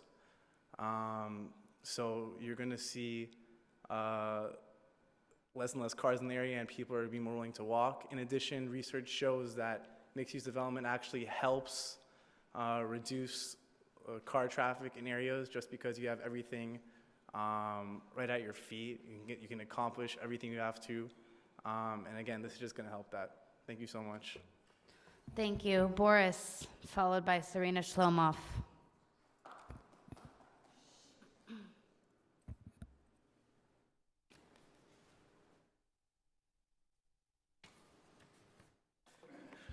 Good evening. My name is Boris Punt. I'm a resident of West Hollywood. In my opinion, this very good project arrived on time. Upon completing construction, our city will be more comfortable and nicer, more affordable living cost, zone for rest, shopping areas and restaurants. All these factors are important for residents. I vote for this project. Thank you. Thank you very much. Serena Shlomo, followed by Benny Kasandi.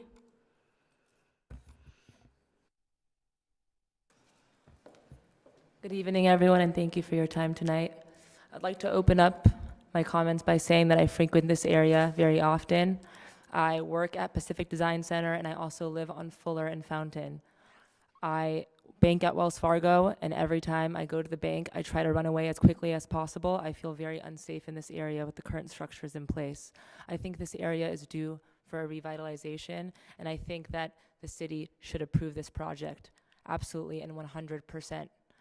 On the weekends, I go elsewhere to go shopping and walk around. There is nowhere in the city of West Hollywood to hang around and go shopping. So I urge you guys to develop this project. More importantly, if you look at the design, the developer is not building a white stucco box. They're spending a lot of money on indoor and outdoor space, glazing. All the corner conditions are well thought out. The R4 zone on West Knoll is significantly lower in height. The different uses, putting in live work, residential, mixed with commercial, is great use of space. I understand the Ramada Hotel's concerns, but to be quite frank, the developer has done everything they can to appease the hotel next door. I strongly urge you guys to recommend this project so me and my friends can have a place to hang out on the weekends and call this city our home. My brother spent 2 months looking for a residential apartment to rent in the city of West Hollywood and could not find one. The city needs housing, so please recommend this project. Thank you. Benny Kasandi, followed by David Hanasab.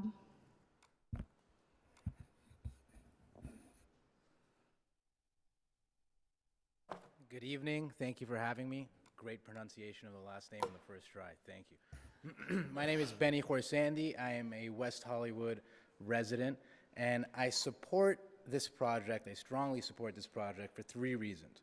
One is the housing crisis that we're facing. 2, it's efficiently located. And 3, because of its green, eco-friendly design. Now, to start, the housing crisis.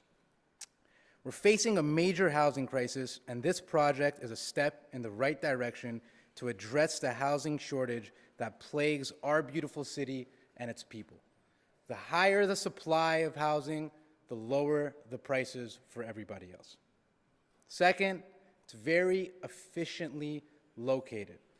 The location on Santa Monica Boulevard is central, walkable. It's a location near employment centers, public transit, and various shops and restaurants. I am for helping local businesses. This project will help local businesses. Efficiently located means less need for cars, less traffic. 3, and lastly, and I'll try to sum it up and keep it short, is its green and eco-friendly design helps keep our city green. The project has a lot of appealing green features and a strong commitment to environmentalism. We must keep our beautiful city green. Thank you so much for your time. Thank you. David Hanasab. Again, I'm just reading these how they're spelled on the screen, so forgive me if the pronunciation is incorrect, followed by Steve Martin. No, you're doing a great job. My name is David Hanasab. I live at 146 North Clark Drive, and I'm a supporter of this project. Many of the reasons have already been explained here tonight, but I want to reiterate one. And the big reason is housing. Housing along Santa Monica Boulevard is obviously limited, so this project already is a win in my eyes. It's going to bring 97 apartment units. More importantly, these residential units will be complemented with street-level retail, which is perfect, and it fits perfectly with the Santa Monica Boulevard corridor. We currently do live in one of the worst places in the country to find an apartment. We are experiencing a housing shortage and sky-high rents. The addition of new apartments is a huge benefit because this will have a ripple effect and effectively bring down prices. While one development on its own is not going to be enough to solve the city's housing problem, it's especially the severe lack of affordable housing. This project is doing more than it currently is by providing 82 market rate apartment units and 15 affordable units, which is something the city needs. Thank you so much for your time, and I hope you guys recommend this project. Thank you. Steve Martin, followed by a list of people who oppose staff's recommendation, which will be read by our secretary. Steve Martin, West Hollywood, and I lived in this area on Huntley for over 30 years, so I am very familiar with this area. You know, I'm a little concerned that most of the speakers, or many of the speakers, have trivialized some of the concerns about the people who live on West Knoll, the people who have to live with this project. And they've brought up with a lot of legitimate issues because we really are trying to cram a lot of development in an area that it really wasn't meant for. It's not that this lot isn't going to get developed. It's a lot that's way overdue for development and will be developed one way or the other. But I think you need to look at the code under land use standards, and I'm just going to quote section 1910.050, where it says, where you're looking at mixed-use projects that span both residential and commercial zones. It says a proposal to consolidate abutting residential and commercial parcels into a unified mixed-use project shall comply with the following. Minimum site standards. Proposed parcels shall contain a minimum aggregate of 60,000 square feet. This is not in substantial compliance. Maybe if it was 100 or 200 square feet off, you might be able to grant a waiver. This is a substantial departure from what the city has said. Staff's not telling you that.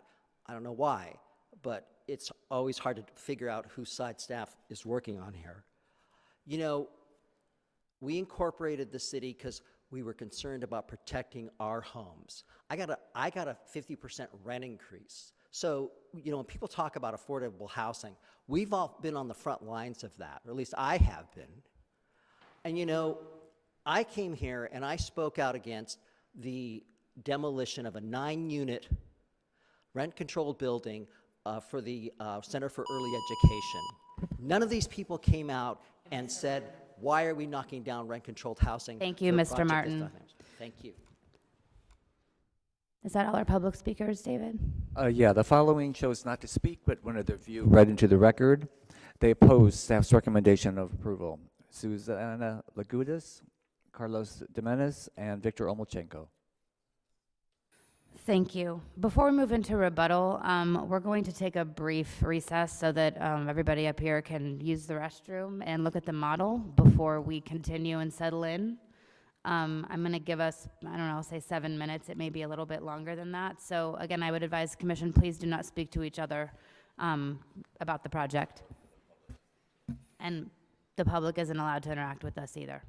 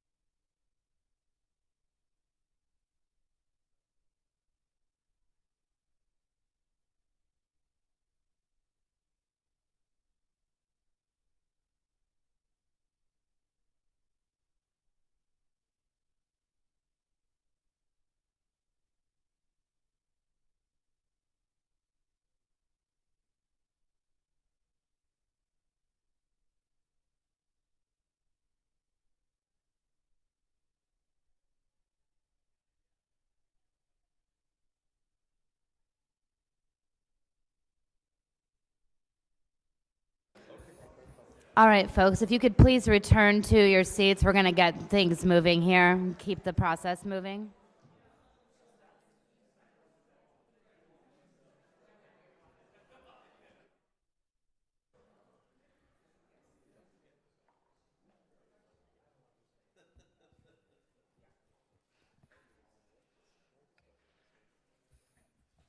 All right, so we're going to move into the applicant's rebuttal, or sorry, yes, the applicant's, I don't know, I keep saying appellant's rebuttal. The applicant's rebuttal.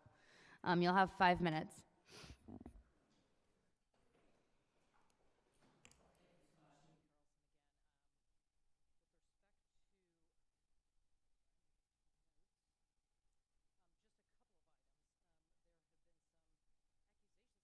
Falsehoods. I would prefer misinformed on their part, not ours. And with respect to the live-work units and the kind of movement of the live-work units, there's a door. They can't get through, right? So on sheet A202, so this idea that the live-work can somehow come up through the residential lobby and go into the commercial area, there's a door that prevents that. So that is not accurate. With respect to the height, let's talk a little bit about that. I just want to explain what I think is going on, and that is with respect to the laterally sloping method, basically. If you look at the diagram in the city's code, you have the maximum height on either side, and then the 2-to-1 cut allows for kind of a middle area, which may have a different or a greater height than it is on the street sides if you look at that. And so what I think is happening is they're referring to those other heights in the middle and saying they're occurring on Santa Monica Boulevard when they're not. The height on the corners, the actual height on the corners of the building on Santa Monica Boulevard is 45 feet. It then goes up to the maximum height allowed, or actually below that, not 55 feet, because we're keeping it at 51 feet. So what's happening here is that the city has looked at these height diagrams in great detail. We are in compliance with the code. Pulling a height out of the middle and saying that it's occurring on Santa Monica Boulevard is not true. They're misinformed, right? They're misinformed. With respect to the substantial environmental effects that are occurring, let's remember there was a full CEQA analysis here in EIR, and the only remaining significant impact is temporary construction noise. That's it. With respect to traffic, all of the traffic impacts, any significant, potentially significant impacts have been eliminated. So with respect to the, this idea that there are going to be impacts, I think that's been fully evaluated by the city and the EIR. So those are my comments in response. If you have additional questions or want us to respond to anything else, we're happy to do so. Commissioner Altschul.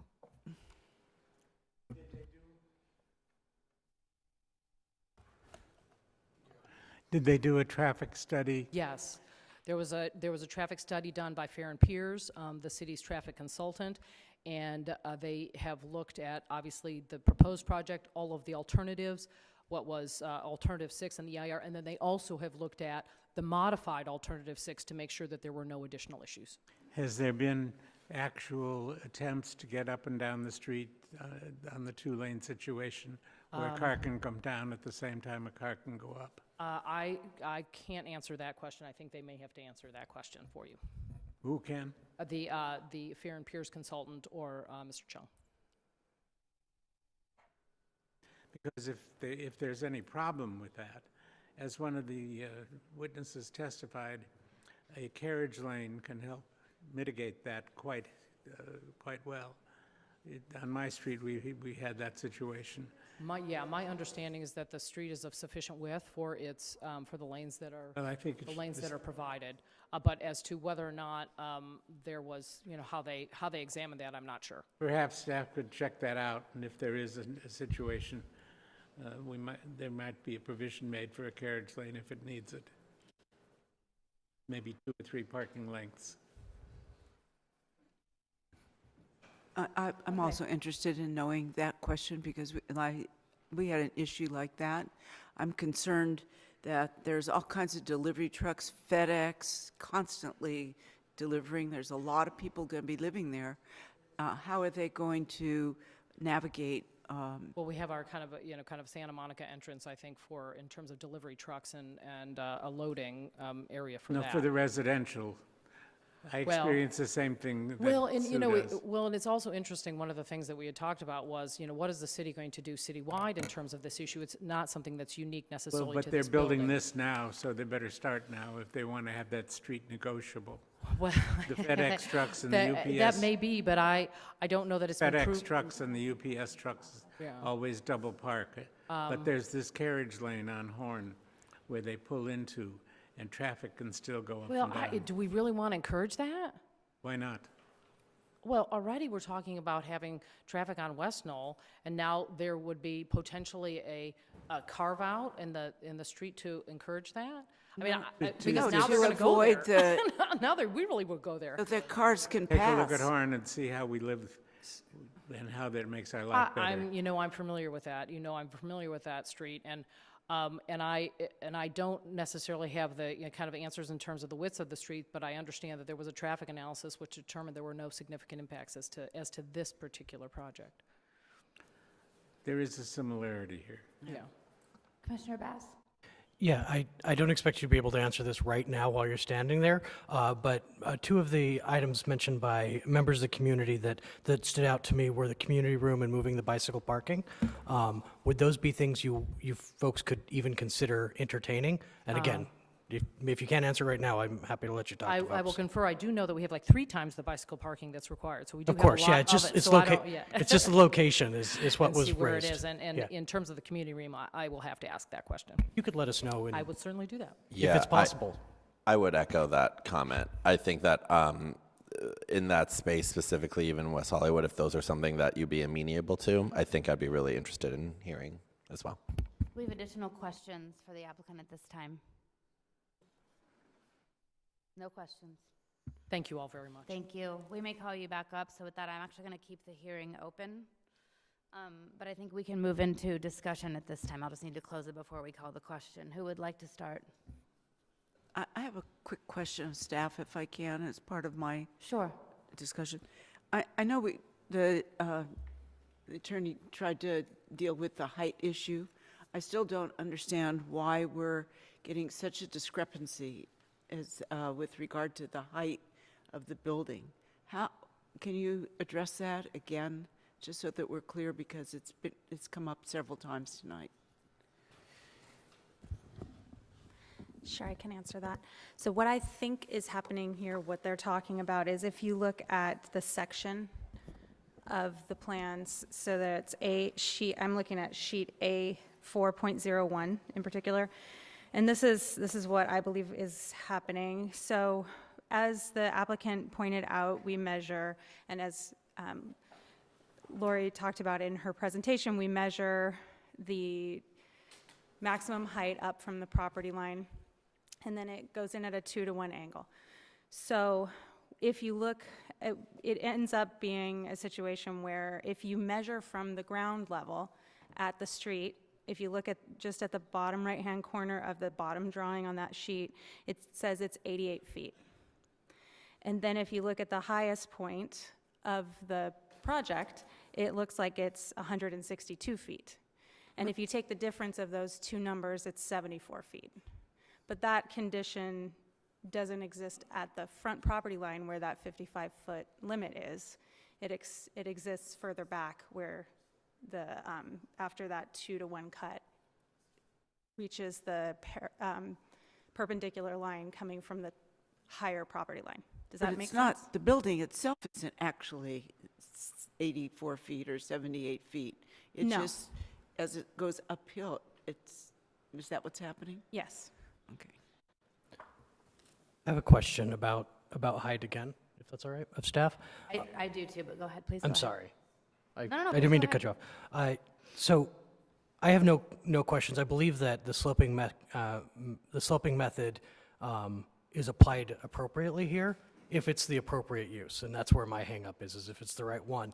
So we have several letters in what's been presented to us that signed letters from folks saying that staff gave very strict direction that on similarly situated properties along Santa Monica Boulevard with similar sorts of measurements were instructed that they didn't have the option to use the sloping site, that they had to use parallel plane.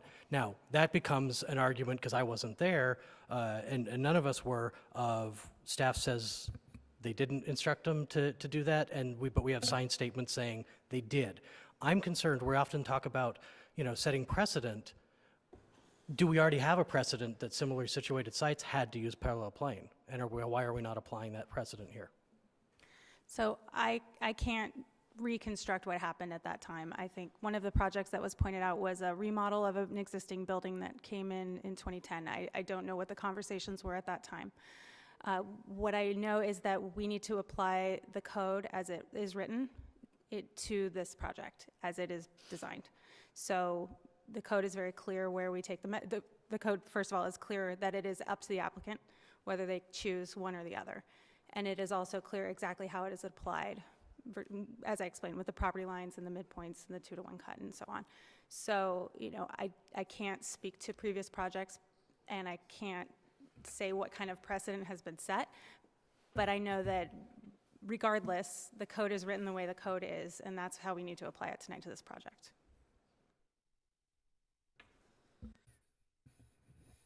I think my question, I'll just tag team on Commissioner Bass's comment about this. I mean, it sounds like in one of the letters we've received, there's 2 points as regards the height that I want to call out, that there were 2 other projects that Commissioner Bass referenced and they're referenced in this letter, that the parallel plane method was required to be used in both cases, which would lead me to believe that there has been, a precedent has been set. I think one of the things that concerns me about some of the, I don't want to use terminology that's going to confuse anyone or conflate things, but there are things that have been given to this applicant for the purposes of this project that are concerning to me, and that I believe they are precedent setting and do not have precedent before them, and that concerns me. But I think the point that the person who wrote this letter is making is that the parcels are not legally tied. They're independent, and so they could be sold and developed independently. And so the parcel from which the height should be measured is this one at the Collar and Leash parking lot. And it says the existing grade at this westerly portion is flat, and therefore the parallel plane method applies. I just want to make sure that we're applying things consistently. We've had conversations about this before, whether it's exemplary design or any other number of things. But, I think that we have to consider the history of other projects that we've considered in the city, because it's important in the way that we treat each applicant. So that's my question about height. Just to follow up on that, is there a condition in the resolution that requires them to do the lot ties? Yes, condition 1.13 requires that all of the lots be tied together as part of this project.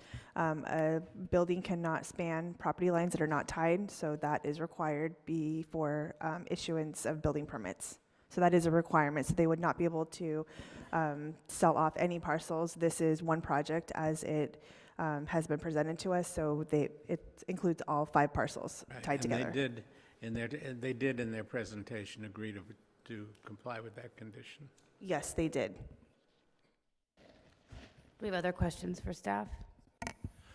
In following up on the height question and the sloping or what method would be used, as you said, Jennifer, though, it is up to the applicant to choose which method.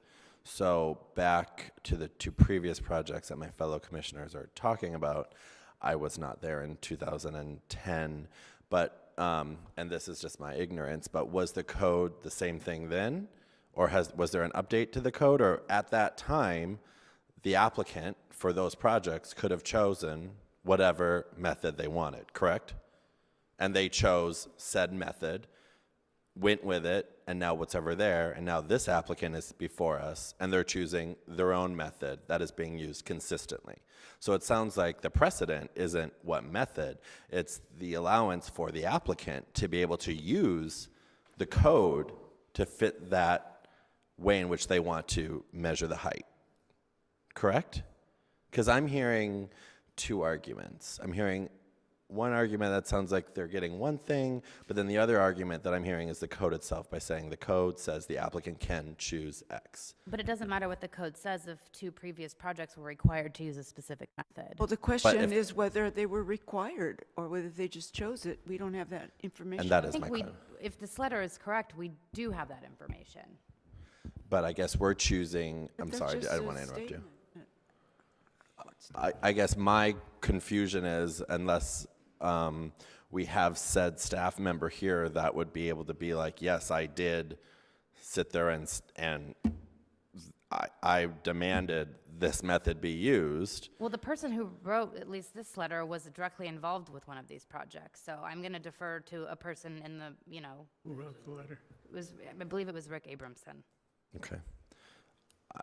I veer to the way in which the code is written, so I'm interpreting the code as the applicant shall be able to use either method, and that is how I'm basing the decision on the height calculation. That's how I feel. I don't know.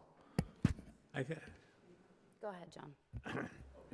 Whether or not, I think the fact that at the present time, the state has taken the position, whatever you do, you cannot in your code or your general plan or any of your procedures that were good last year or 10 years ago, you cannot prohibit or inhibit further production of housing. Any other questions for staff at this time? No? All right, we're going to move into discussion. John, go ahead. Right, I'll start. Unfortunately, we can't pass any kind of legislation lowering rents or lowering entry rents on new construction.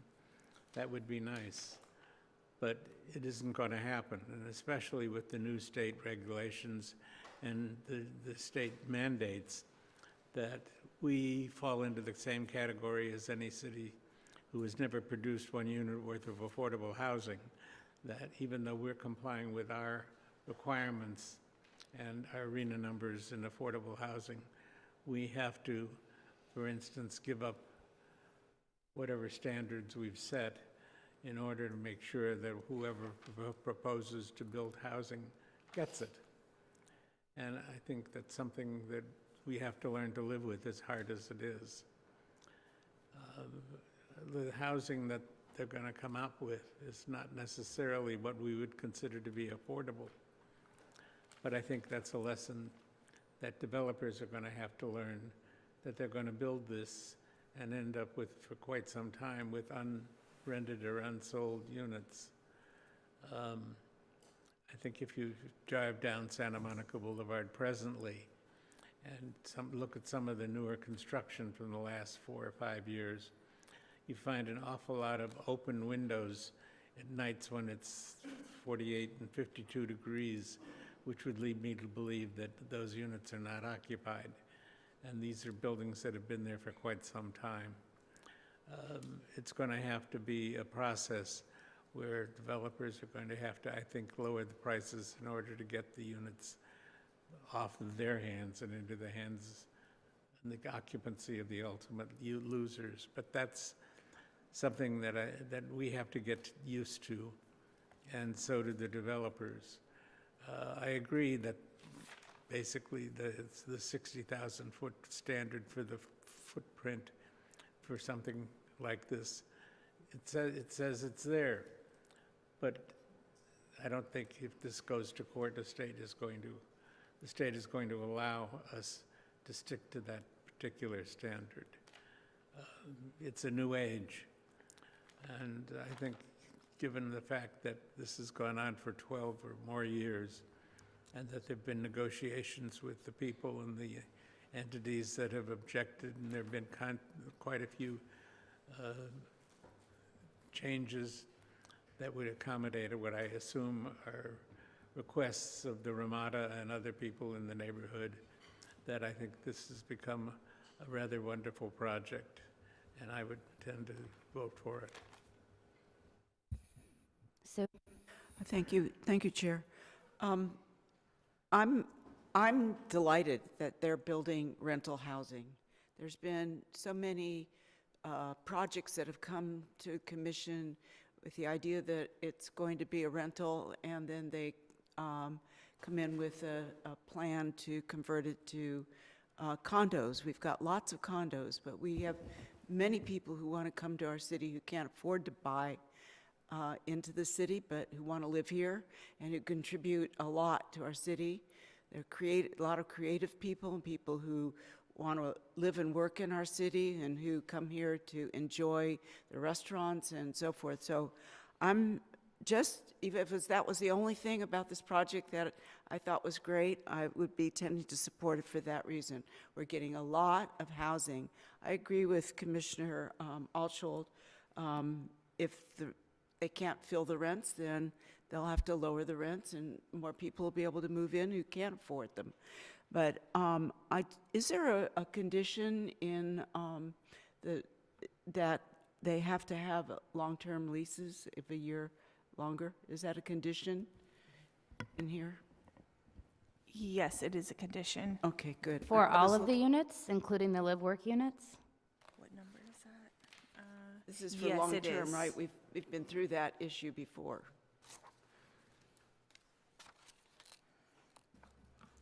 Yes, it's condition 1.12. Thank you. I was looking for it, but a lot of small print, so. I think that the developer here has responded to a lot of the comments of the neighbors. I know that 100% of their issues have not been resolved, but I think that he's made efforts over the years to change and to incorporate a lot of their suggestions so that they could be more comfortable, particularly the people that live on the neighboring residential streets. I know all of our residential streets in West Hollywood are very narrow.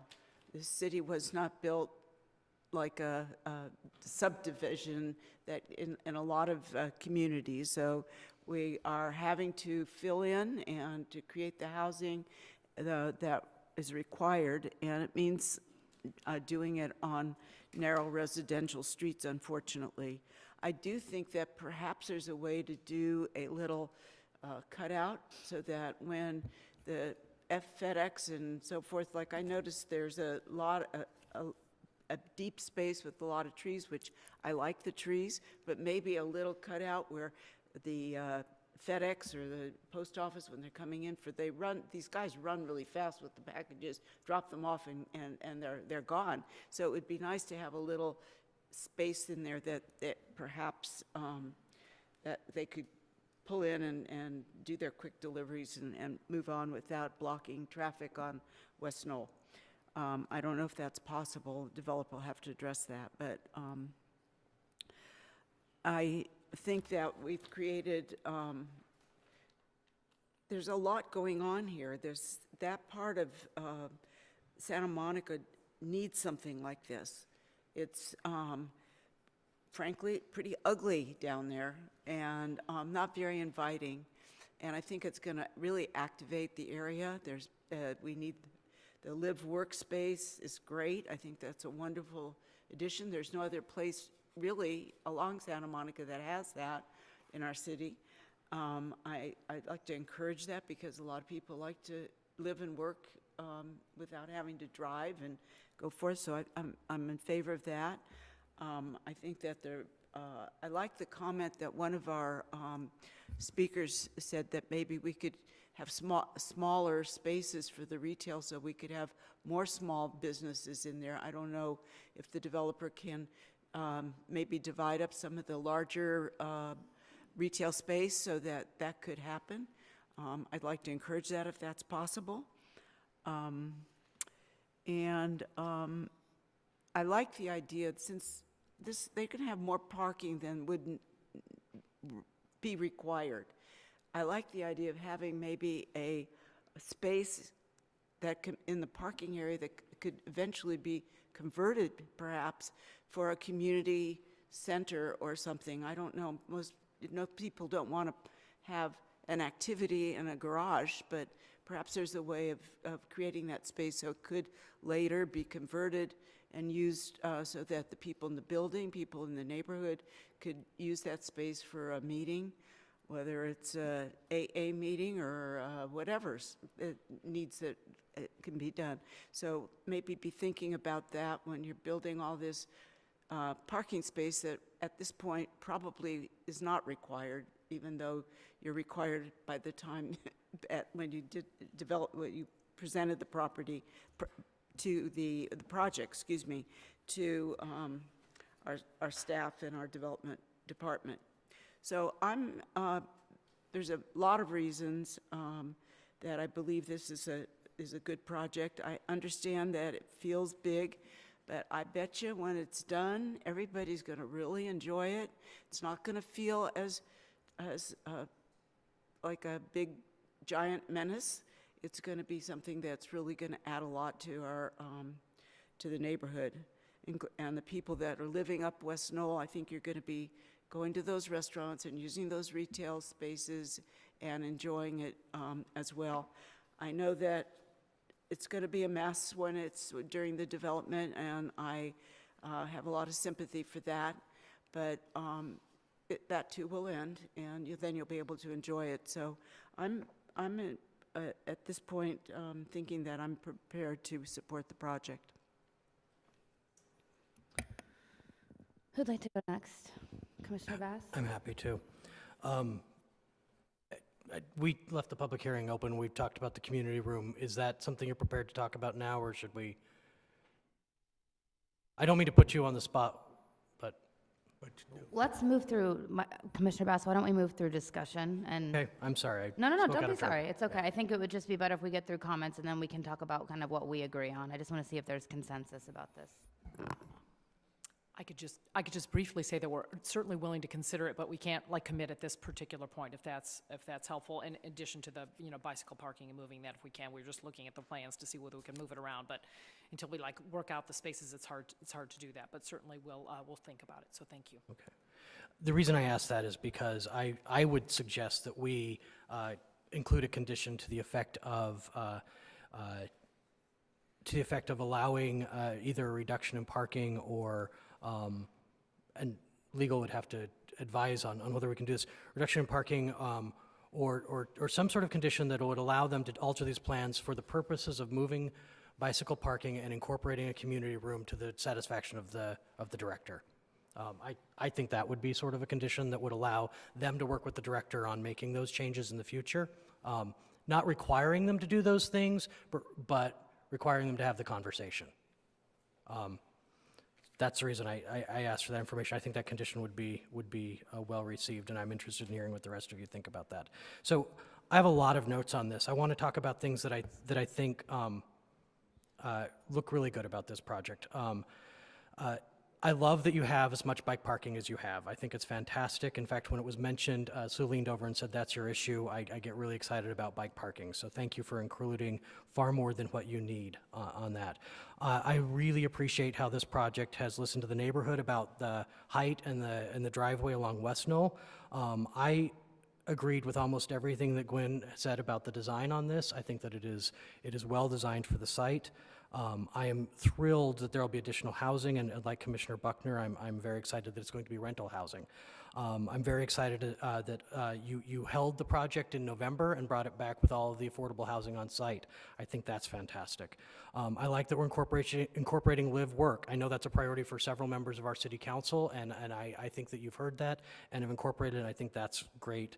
And I believe that we've heard from almost every speaker, those in favor and opposed tonight, that we're excited that this space is being revitalized. I think that is universally something I heard this evening. I think that you've been very sensitive not only to the neighbors that live in the area, but also your business neighbors in cutting back the areas around Ramada. So that leaves me with a couple of concerns that the neighborhood have brought up that I don't really have a concern with. And unlike my colleagues who've talked, I don't believe that there's a need for a carriage lane. I visited the area. We didn't walk this actual site, but we walked West Knoll. I walked the area with a neighbor in the area named Irene Oppenheimer, who has a letter in our packet.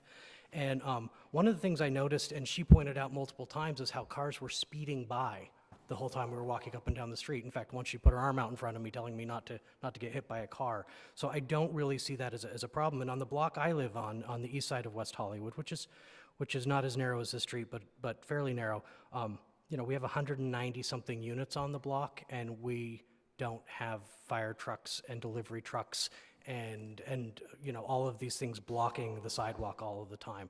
So I believe that we could probably solve this with folks working, for the developer working with our traffic folks to maybe reserve some curb space or something for deliveries, 1 or 2 spots along the curb. For loading and unloading, maybe during business hours, something along those lines might accomplish this, and it wouldn't cut into the property, but might also keep some of those vehicles running in and out off of the street. And since you're eliminating 3 driveways, that would still be putting an additional spot or 2 on the street, even if you did cut these couple spots out. So I think I've heard that concern, but I don't know that I share it. I think that this is the right type of the project. I think that height is not a concern for me as far as how high it is.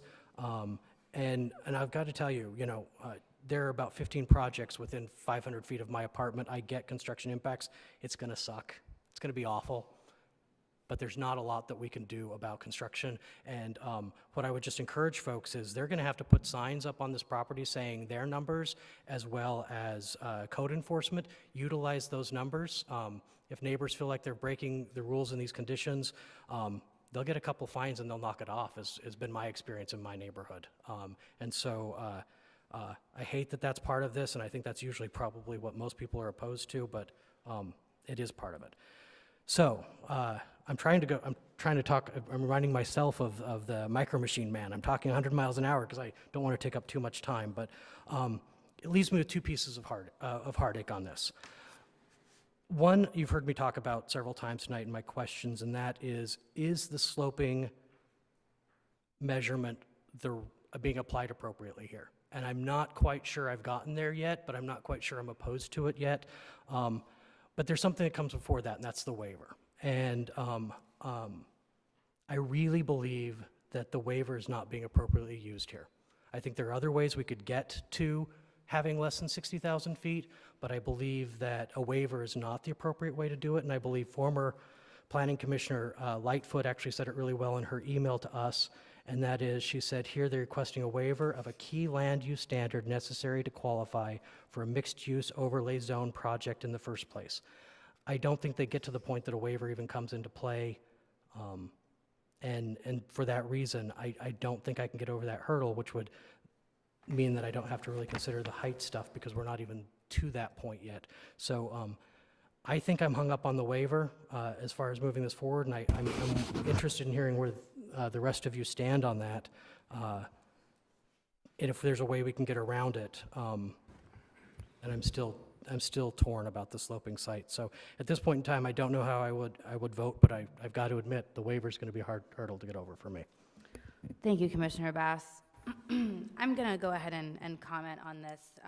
I think it's an appropriate time to speak about this. I also, in having read through this and read the code and read state law pretty exhaustively over the course of the past week since we received our packets, I don't think this waiver is being applied in the correct way.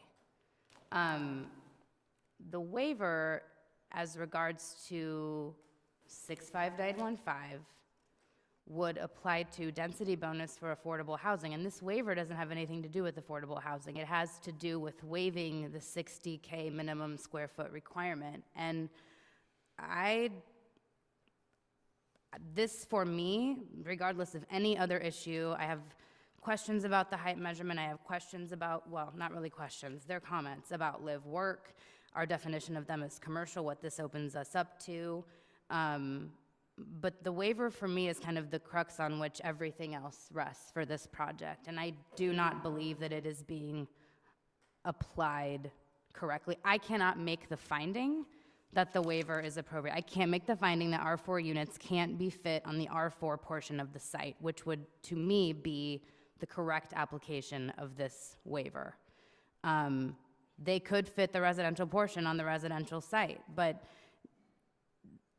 there's no physical, the fact that the site isn't 60,000 feet minimum is not an obstacle. It's just, it is what it is. And that's why I have a problem with the waiver. I'm not opposed to mixed-use projects. I am not opposed to affordable housing. I think that it's clear that my voting record reflects that, but I'm fearful that we are setting a precedent and giving this project leniency that we would not have extended to other projects. And the waiver here does not have anything to do with the affordable housing. It has to do with the 60K minimum threshold, and I don't feel comfortable doing it. It's not that I don't think that we couldn't get there with this project, because I agree that something else, we have a high standard, something else better needs to be there. But I don't think this project in its current iteration is that. I just would also state that, this is one of the reasons why we as a commission recommended to council that projects spanning commercial and residential zones require site-specific plans for this exact reason. And this has come back to us from council, and there is further discussion pending. But, this is one of the problems with by right in these instances, and I'm not inclined to approve the project with this application of the waiver. I just don't think that it's legally defensible. I don't. And that's our job, not based on how we feel, not based on our perception of it, or whatever interactions we might have had with people in the community or the developer, but what we think is legally defensible. And I'm not in a position to approve the waiver at this time. And I think that's what I've been struggling with over the course of the past week. And given that Commissioner Bass surfaced it, I wanted to second that. The community room, the bike parking, for me, none of that matters if we're in a position where we are not applying the waiver correctly. May I ask a question of Yes. staff? Thank you, Chair Jones. Lauren, could you help me maybe a little bit with the waiver question? Because from what I was understanding from your explanation many hours ago, that the waiver's use can be applied liberally, and in terms of the ways in which the state has directed local municipalities to look at that waiver and how it applies to housing, for example, the waiver, in your opinion, is being applied correctly to get to that level? I mean, could you help us walk through this conundrum that we're finding ourselves in right now? Yeah, I completely understand the issue. I think there's two questions with the waiver. One is this the type of development standard that can be waived? And if it is it physically precluding construction of the project? You have two questions to answer. I think the term development standard is very broad, and this standard is actually in the provision for mixed-use projects called standards for land uses. It's a development standard. It's one of the criteria for having this type of project. They're all listed here. So I think under the state law, it meets the definition of development standard. And as I mentioned, the code should be interpreted liberally to provide for housing. The architect or the applicant has made the argument that they physically can't build what they have asked for, because it's not, do they need it to provide the housing? When you're doing a concession, it's related to the affordability of the housing and reducing their costs.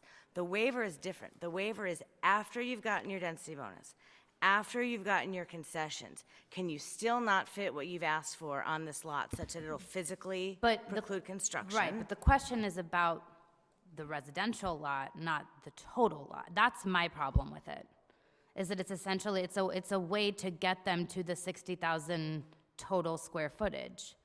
That can be the development standard regardless, but shouldn't the waiver apply to the residential portion? Well, there's residential on both sides here. The whole project is residential. Under the state law, mixed-use projects are residential projects. But it essentially makes it a rezone.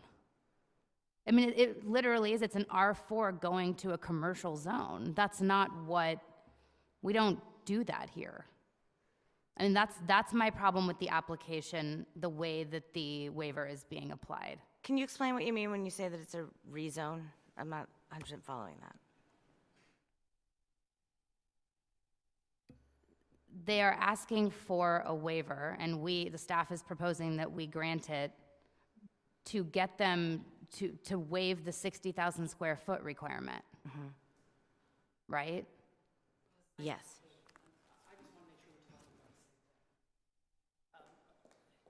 The requirement, the 60,000 square foot requirement is for the project site as Correct. a whole, right? So I'm not sure how it relates only to the residential.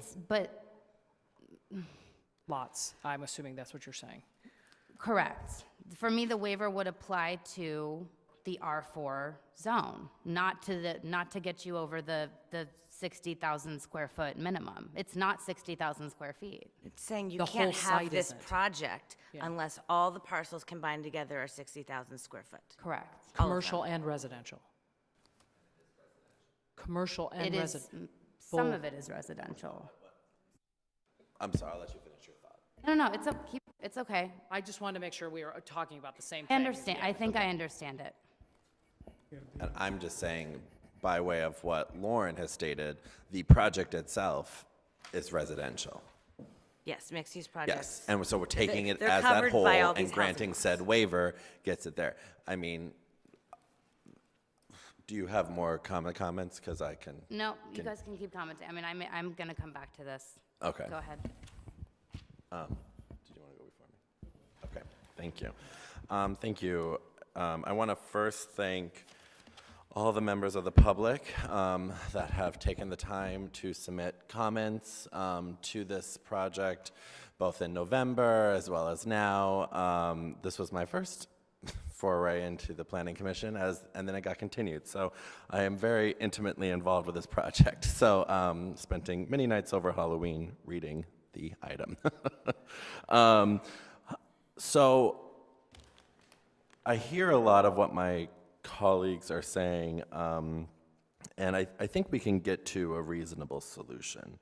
First and foremost, I really think that this project lives up to a standard of what I think we need to see on a lot like this. This lot is itself something I think a commenter says something she wouldn't walk by this, I wouldn't walk by this place at night. I mean, like, it's a completely dark zone that's very unsafe, and it's just been an eyesore for as long as I lived in the city of West Hollywood. I've eaten at Phenomenal, great food, but like, you know, the building itself is falling apart. And when I look at the main crux of where I'm getting to my support of the actual project itself, because I am there, I am prepared to support this project. It is that it is taking an empty lot and a decrepit old building and giving 97 people a place to live. Specifically, the housing crisis that we find ourselves in, and specifically then looking at the Housing Accountability Act and the questions regarding the waiver that I'm hearing, but then how our city attorney is then making a case for me to support that waiver. I don't think that if we were to deny this project, it would be upheld in a court of law, because I think we'd be in direct violation of the Housing Accountability Act. I truly do. I don't think that that standard itself and how it's being applied via the waiver, if that is the main holdup here, would be held up in a higher court of law on appeal, or if someone were to take it there. I really don't, just on my C-class rating of being a non-lawyer in itself. But you know, I think we have to look at a large part of the bigger picture here too, is that this is a transit area, a soon-to-be transit area as well. You look at La Cienega, and that is one of the proposed sites to have a metro line going up there. That is huge. To have 97 units right next to a major corridor where people will be able to live, work, travel without ever having to get into a car. I myself, when I visited the project, just like Commissioner Bass, I saw people flying up and down the street. It wasn't congested. It wasn't there. I was there multiple times, and so I understand the traffic, but drive up and down Curson where I live, and those are very old buildings that haven't been updated in quite some time, and it's one lane. Okay, I'm going on a tangent. I just would like to, I think I'm interested in hearing more about where this waiver is, because I'm doing the math right now, and I think we're at an even split. But you know, I'm very inclined to support this project. I commend the ways in which the public, everyone that has really gone to look at everything that goes into this and building. The design is spectacular, it's exemplary, and I really think that we have something here that's putting something where nothing was before. I think it fits right into the community. I see walking that place up West Knoll, which I do. I take my dog over there. I mean, I really feel that the work that has been done to make sure that this project fits into what Santa Monica needs to look like after Sprouts is done, after other places are done, is something that we need to start looking at, and I'm inclined to support the project. Thank you. Commissioner Caballero. Okay. I hear what all my fellow commissioners are saying, and I agree with a lot of the comments. I feel uneasy about this project. As a commissioner, I feel like it's my duty to approve projects that bring something new to our urban fabric and our pedestrian experience. And that's always something that I look for in every project. I feel every project is an opportunity to monopolize on a design success and fix a design failure. And as everybody knows, I always think that West Hollywood needs to think of our sidewalks and our streets as our living rooms and our dining rooms. I commend this project for its complexity and its ability to weave live work with residential, with commercial, with smaller like the hair salon, whatever that use was called out for, or called out as, excuse me. It's interesting, but if I look at the total block, one of the things I like to focus on is sort of having a project be informed by its context. And if I look on the other side of the Ramada, we have one of the most successful commercial pedestrian areas in West Hollywood. We have the highest producing Starbucks in the country. Kitchen 24 is always busy, and the retail spaces between those two businesses seem to be very successful. They are smaller, for the most part, smaller retail spaces. One of the things I do appreciate in the plans is that these commercial spaces can be divisible to smaller spaces, which support local, smaller retail businesses. But one thing I think the project misses is the opportunity to step back from the property line and create a buffer zone, which creates social interaction, which in turn creates a community feel, which in turn makes commercial success at the street level. Basically, the commercial comes right up to the property line. That was something that has always bothered me about this project when I looked at it in November and look at it again. If it made that gesture to step back like the other retail does on the other side of the Ramada, it probably would be more of what I would like to see along this stretch of Santa Monica. As the metro line comes nearby, it's like as you walk down that street, you would be able to interact with people from our community. The restaurants would spill out onto the sidewalk. Right now, not the sidewalk, they would spill out onto the buffer zone between the sidewalk and the building. Right now, there's really no opportunity to open a restaurant space or any retail and have a space where someone can really sit without it being really small. When I saw that, it kind of made me feel uncomfortable, and I started looking at sort of the height issues and the waiver issue, and those, to me, were not clearly answered. The waiver issue is really problematic for me because I understand it's not 60,000 square feet. That we need the waiver to be able to build this project as designed, but I feel like it could be redesigned without the waiver and be equally successful. I feel like there were comments before that said that the project is contextual, blends in well with its neighborhood.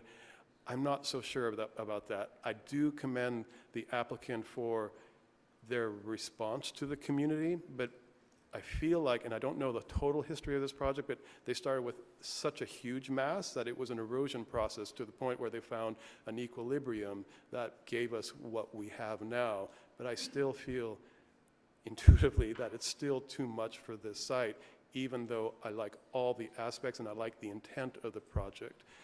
I'm not completely comfortable approving this project at this point.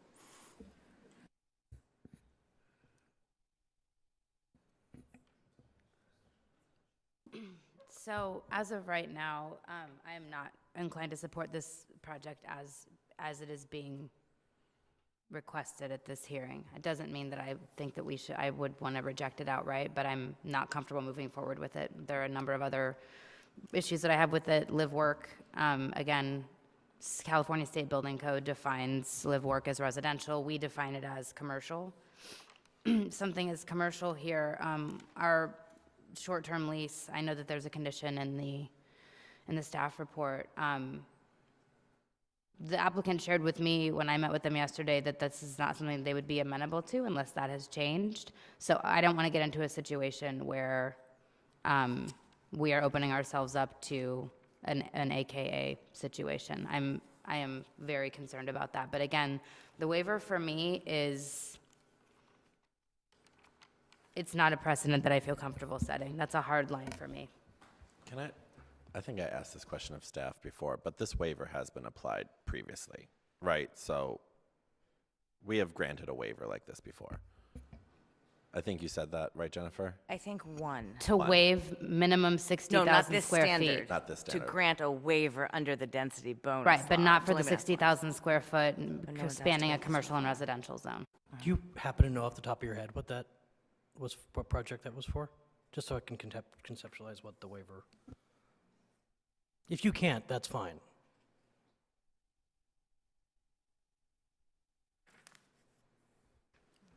I don't know off the top of my Okay, head. thank you.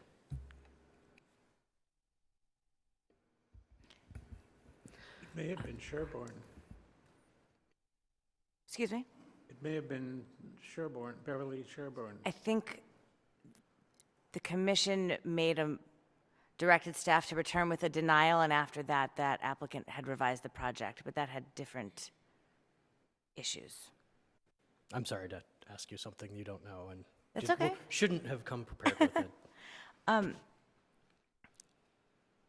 I think if a majority of you are inclined to deny the waiver, that we should do a little bit of analysis. I don't know, hire an architect or some sort of consultant to see whether it can't physically be built without this waiver. I can't say, I'm not an architect, I can't say, that the absolute maximums of this building can't be fit on the two parcels. I think it would be, that is one option that you have tonight, is to direct us to explore that factual question a little bit more.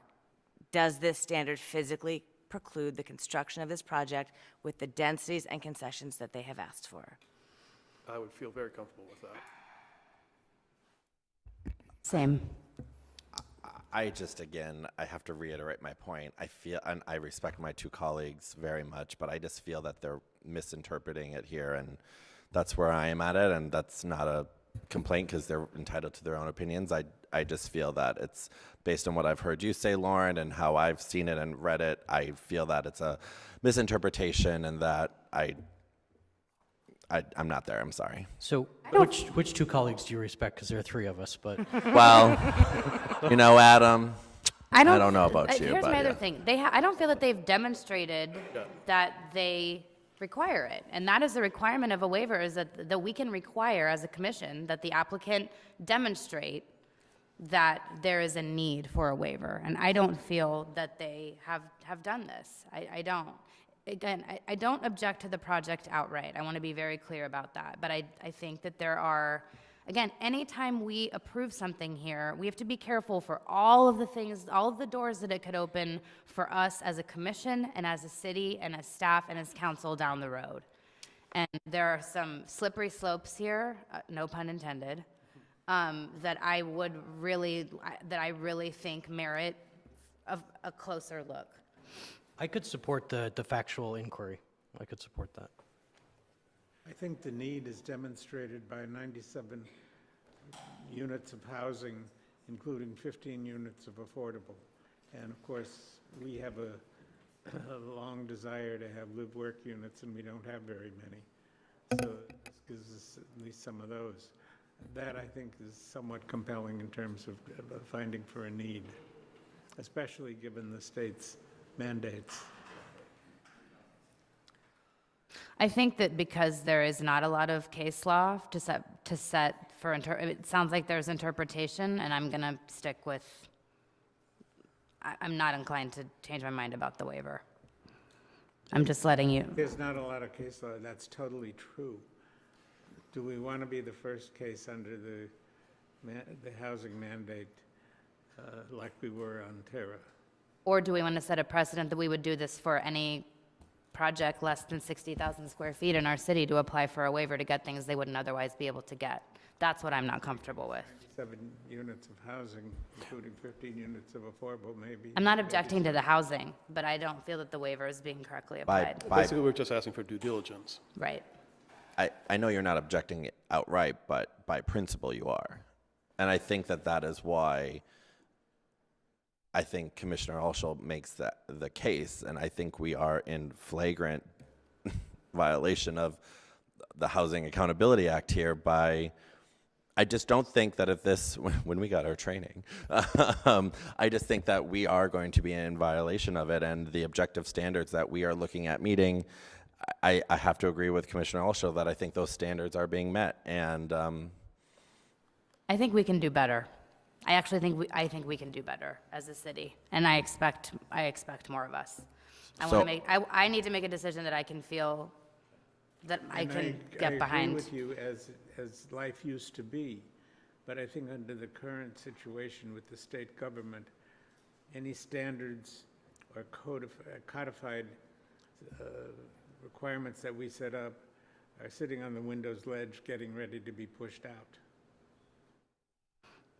can we talk about doing better? Can we see what does that look like? Because I don't feel that by granting this waiver, it's kind of like which one of my fellow commissioners, who I all respect, that was a good one, but who said, it's like when was it you, Commissioner Alshaw, when we talked about exemplary design and how we apply it here and there, and thank God, John, we're having a training on March. I said we don't apply it consistently. We don't apply it consistently.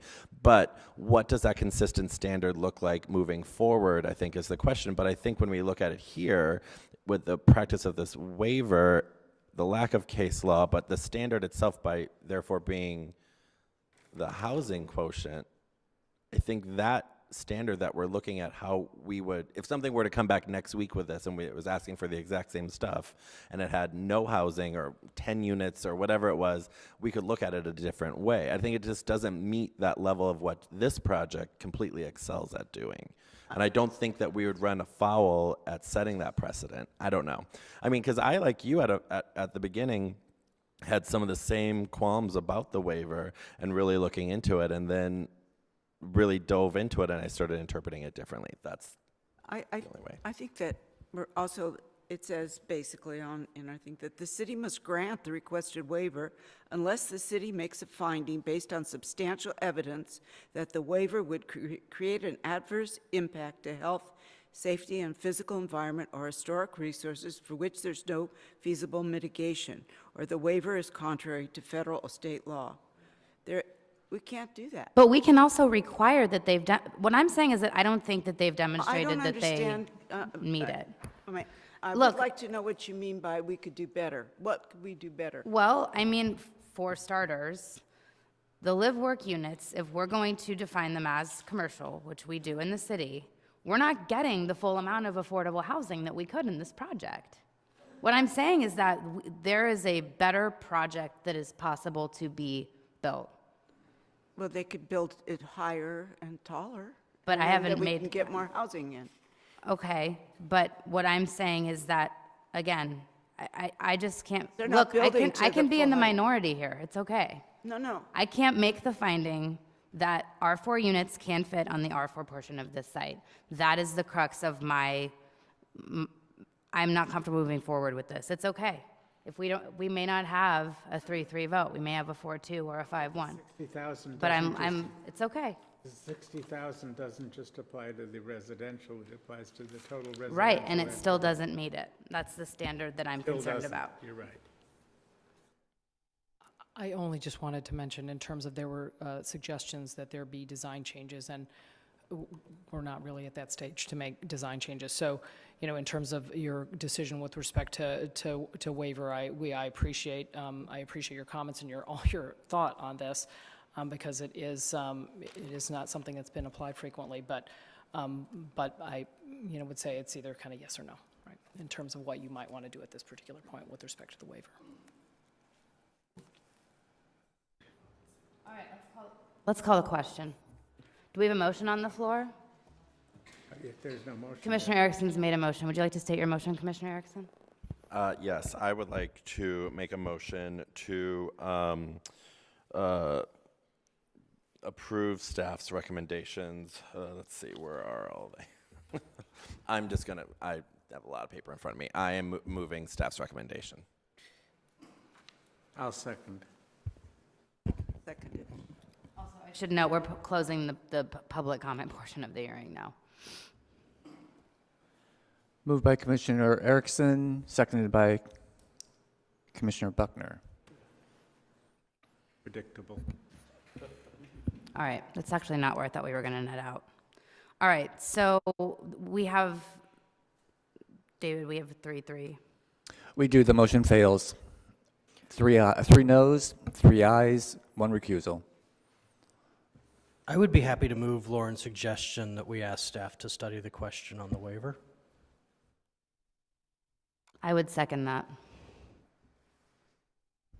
So then, are we saying then that this project would be continued to another date? Yeah, So I'll that defer we to can- the city attorney. If we do move forward with the factual inquiry, Is there a That would take streamlined issue? No, not for, well, yeah, we have an EIR for this project, so the permit streamlining wouldn't run until after you certify. It would take some time to do that analysis. I can't give you a time estimate at this moment because, Uncertain. yeah, date uncertain. So basically, the motion is to continue the project so that staff could do the further research to resolve this issue with regard to a waiver. Correct. Is that the motion? And that would be continued to a date uncertain and legally renoticed. Adam, that's the motion, correct? That is correct. Great, thank you.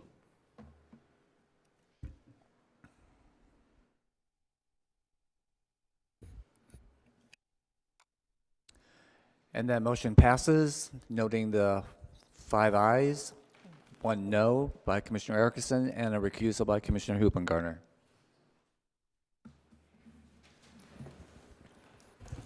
Thank you, and I'd like to sincerely thank everyone who came out to speak tonight. I'd also like to thank the sheriffs for being here. We really appreciate your presence.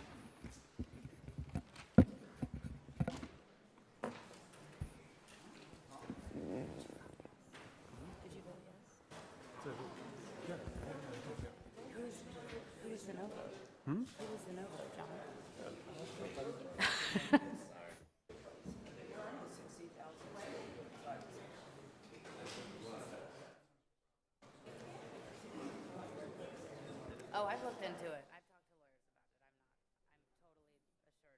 it. I'm totally assured. I feel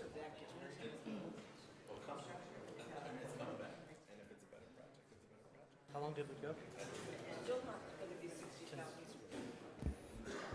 All right, we're going to move on to item 11, new business. There is none. Item 12, unfinished business. There is none. Item 13, excluded consent calendar. There is none. Item 14A, item from staff, planning manager's update. Nothing at this time. Thank you. Item 15 is public comment. Do we have any public commenters, David? Oh, we do. We have George Biarski. Great. He's here. Yes, he is.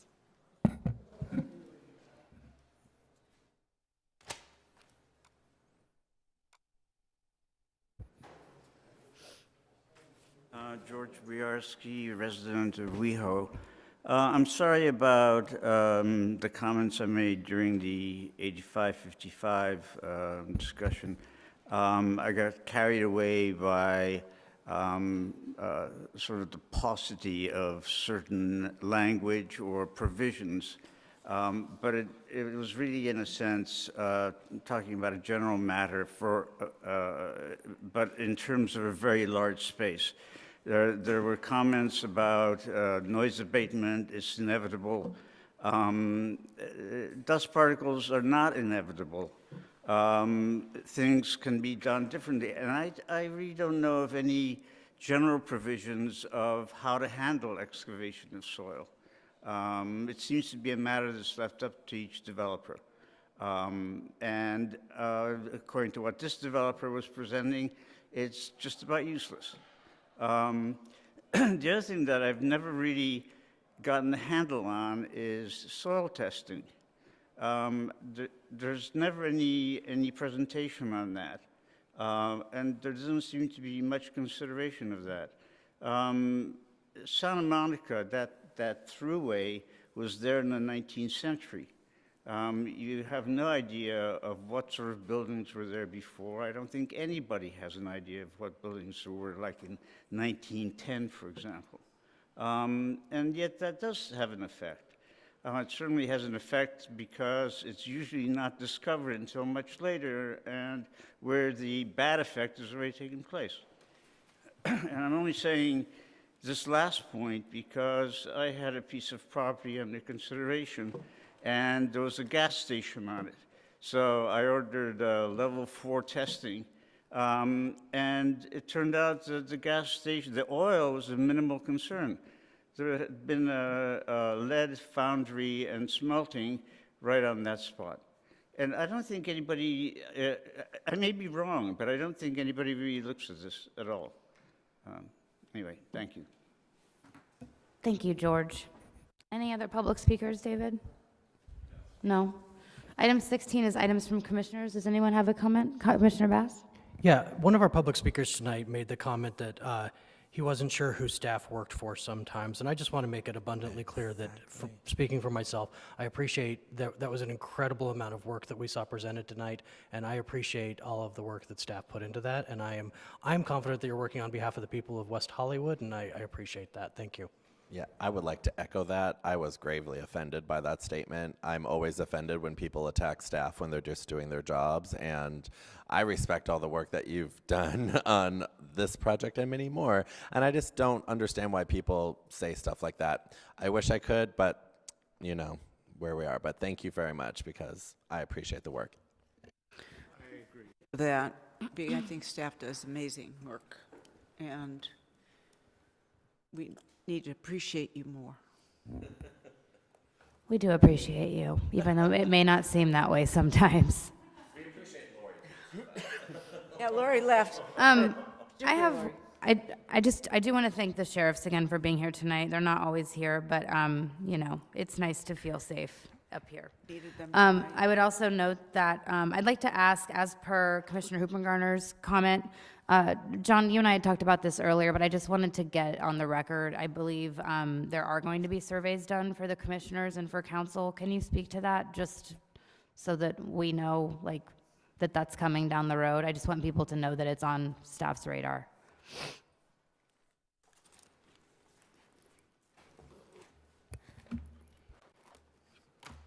Yes, we are preparing radius maps for all the property owning commissioners and council members, and we'll probably also do it for historic preservation and other commissions that have decision making. It might take us some time, but we do have a contract with a firm that will be doing this.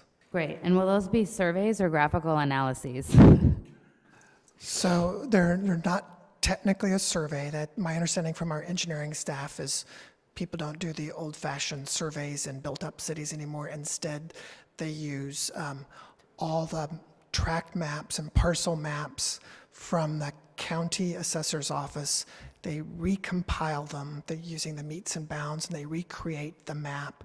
And then from the new map they created, that's how they do their radial dimensions. Okay, great. Thank you so much for that. I just wanted to make sure that that was. So that's going to be the it's going to show 500 and 1,000, and then the different things that we need to consider.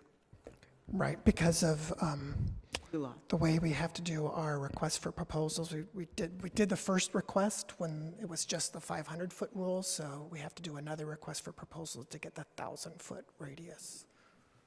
Great. Thank you very much. Sorry, along the lines of that, because Commissioner Hooper-Negarnder, before she left, there's a project coming up on Fountain at like 85,000, I don't know, it's on a couple of meetings from now. Could you just let me know if sooner rather than later if I'm within the vicinity of that? I mean, I don't own property. I rent. If someone wants my student loans, they can have them. I mean, I got nothing to do. So, I mean, like, but I would just like to know. Yeah, it's actually just Madam down Chair? the street from me and another commissioner, as it's Laurel and Fountain. So if there are, and we'll have to get into specifics regarding leasing versus owning, et cetera, but it would be good to have just a heads up on that. Just We'll for- check on that. Great, thank you. Madam Chair? Sure. Just for everybody's awareness, I will be missing the next Planning Commission meeting. I'll be out of town. Okay, we will miss you. Thank you.